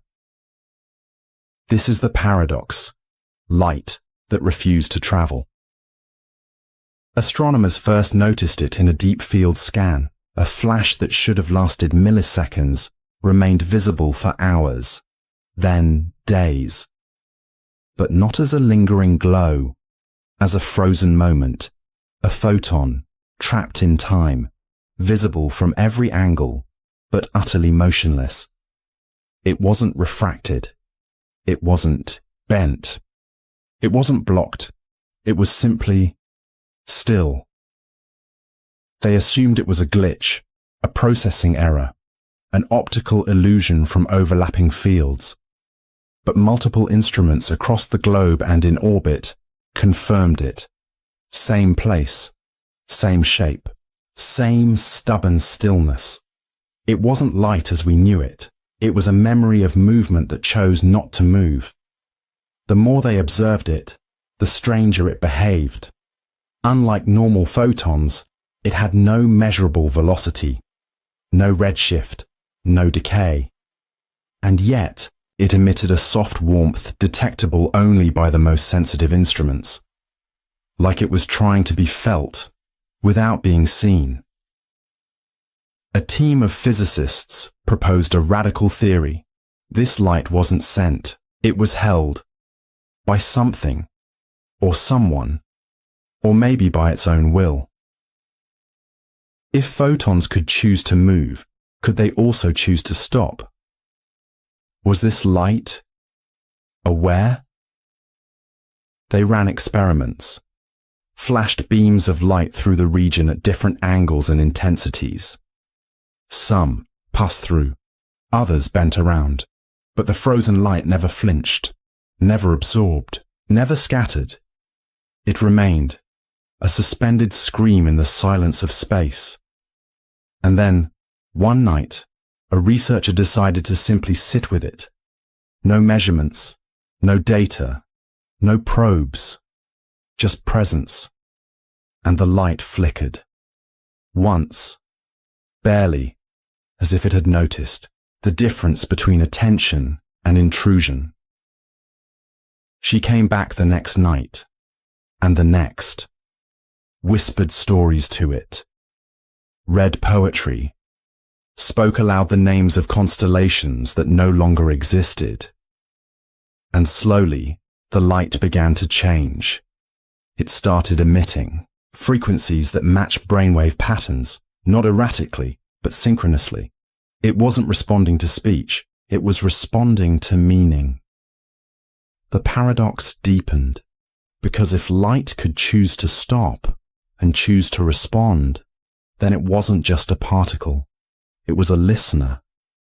But more than that, a reminder, a fragment of the universe that didn't want to keep running forward, a sliver of reality that said, "I'm tired," and maybe that's what we saw. Not a glitch, not a message, but a moment so sacred it refused to leave. Maybe it was the last thought of a dying star, or the first spark of a conscious planet, or the echo of something beautiful no longer here. Maybe it was grief, held in the only way the universe knows how, with light. And maybe we keep rushing to measure everything because we're afraid to. Meet what stands still. But what if stillness is not absence? What if it's the only space where something real can speak? So, if you ever feel like you're falling behind, like the world moves too fast, like you're being left by every beam of light that never slows down, remember the one that did. The light that stopped. Not because it was broken, but because it mattered too much to disappear. They weren't searching for it, not directly. They were mapping subdimensional fluctuations, ripples in reality too fine for ordinary detection.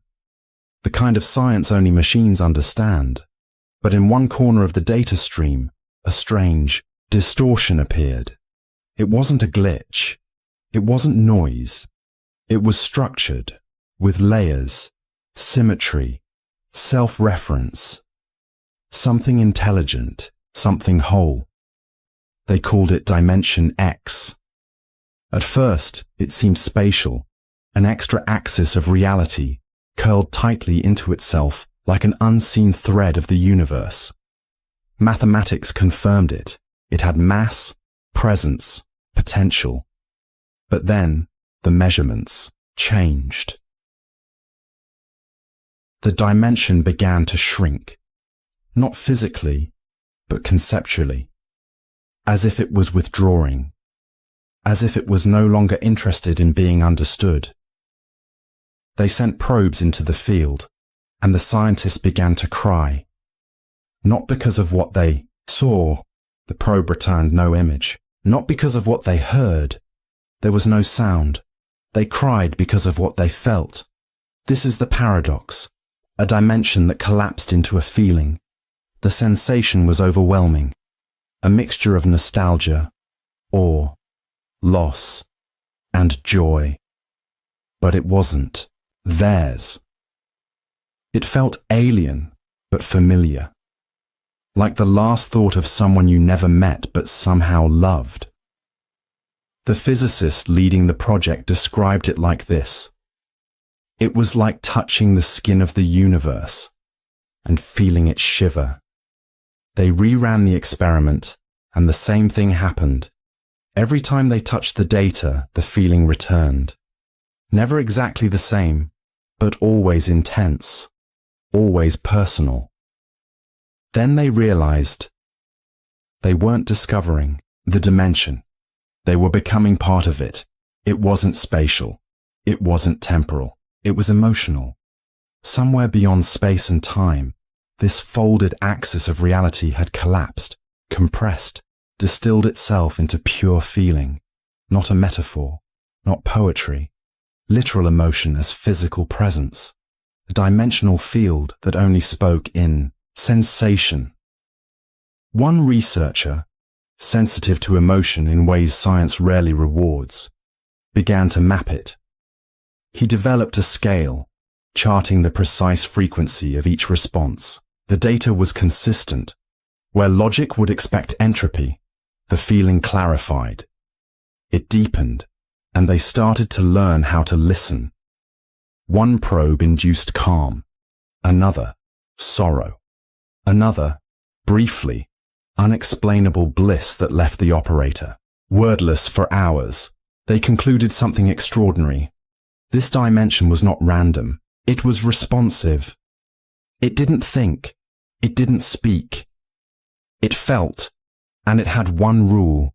You can only perceive it through what you allow yourself to feel. One skeptical scientist, rigid, brilliant, closed, entered the room where the probe was broadcasting. Nothing happened. No response, no readings, until she sat down, breathed, and let her guard drop. Then came the wave. Not from the machine, from inside her, and for the first time in her life, she felt everything all at once. Love, loss, gratitude, the ache of being, not memory, not fiction, just the truth of having existed inside a universe that quietly feels you back. The paradox wasn't that emotion had structure. The paradox was that structure had always been emotion disguised as distance. And this dimension, this secret fold in space, didn't disappear. It simply waited for someone brave enough to feel it fully. They eventually shut down the project. Too much risk, too much unknown. But every now and then, one of the old scientists returns, sits in the now empty lab, and remembers how it felt to touch something with no shape, no face, no name, and still know you had been seen. So if you've ever felt something you couldn't explain, an emotion too vast for words, too ancient for your own history, maybe you brushed against it too. That forgotten place where the universe no longer speaks in stars, but in the secret language of your open heart. They called it Comet Aleph, a faint blur spotted beyond the Kuiper belt, barely visible, barely traceable, a ghost among stars. It wasn't notable at first, just another icy traveler, a relic from the early days of the solar system slipping quietly through the void. But then came the anomaly. Its motion didn't add up. Every time they observed it, Aleph stayed still, perfectly still. No arc, no tail, no drift. But when they turned the telescopes away, left the sensors running blind, it had moved, not by inches, by millions of kilometers. This is the paradox. A comet that only moved when no one was watching. They laughed at first, blamed equipment drift, data lag, refraction, but then they calibrated again, and again, and again. Each time they pointed eyes, human or machine, at Aleph, the trajectory froze, then resumed the moment it was unobserved. A quantum joke on a cosmic scale. Some called it the shy comet, others the trickster, but the motion was not random. It wasn't fleeing. It was navigating, not through space, through awareness. A physicist proposed the wildest theory yet. Aleph wasn't bound by physical inertia. It moved along paths of ignorance. The less you knew, the further it went. Not metaphorically, literally. They tested it. Blind experiments with no observers. Aleph jumped across sectors, shifted velocity, altered mass. When left completely alone, it seemed to accelerate faster than light, but never under a gaze, never under intent. One philosopher said, maybe Aleph is not a comet, maybe it's a truth, and truth only moves when you stop trying to hold it. That struck a nerve, because what do we chase that retreats under scrutiny? What eludes us not out of malice, but out of design? They theorized Aleph existed on the border between possibility and perception, surfing uncertainty itself. When watched, it collapsed into form. When ignored, it became pure momentum, like a thought you can't put into words, or a memory that vanishes the harder you try to grasp it. They built AI systems to study it, machines with no consciousness. Aleph moved freely in their presence. But when even one human joined the room, it halted again. It wasn't just the eye. It was the mind behind it. Awareness pinned it down like a butterfly to cork. And so they stopped chasing, stopped studying. They let Aleph drift in darkness. And in doing so, they finally saw it, not with telescopes, but with gravitational echoes. Aleph wasn't alone. It was part of a pattern, a constellation of unseen wanderers, all moving when no one looked, writing a secret language across the sky in trails too quiet for light. A language made of absence, not a comet, a message, delivered only to those who don't try to read it. And perhaps that was the lesson. That some truths, some beauties, some beings can only exist unwatched, not because they're hiding, but because they are sacred in their silence. Aleph is still out there, drifting, changing course, carving meaning into nothing with no audience at all. And maybe that's what freedom is, not escape, not rebellion, but the power to be fully yourself, only when no one is watching. So if you've ever felt invisible, like your real self only comes alive when no one's looking, maybe that's not weakness. Maybe that's your orbit, your truth, writing itself in secret curves.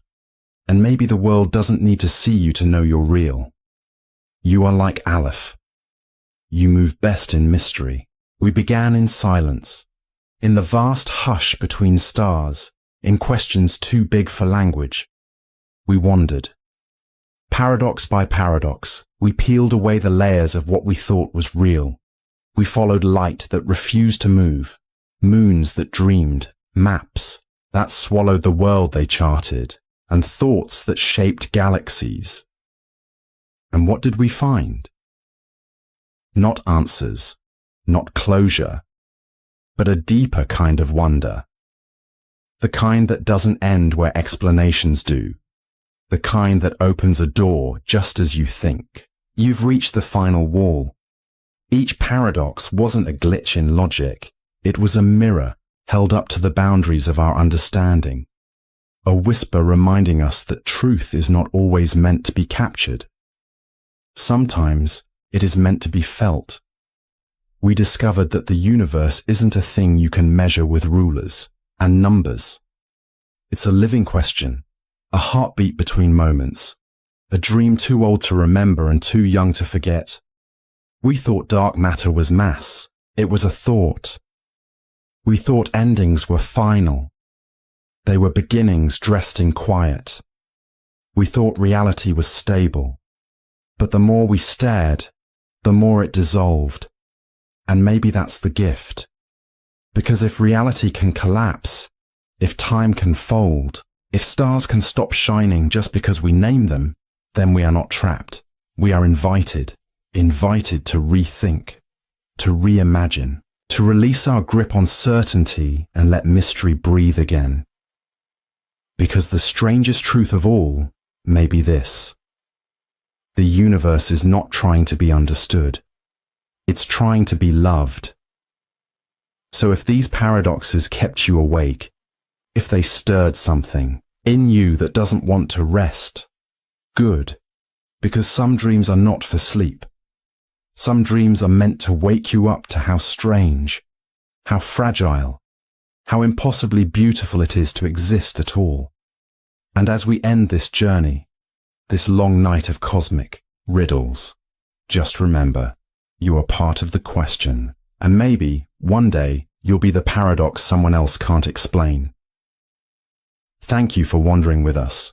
This was The Present Path. Until next time, sleep deeply, dream wildly, and never stop asking, what if?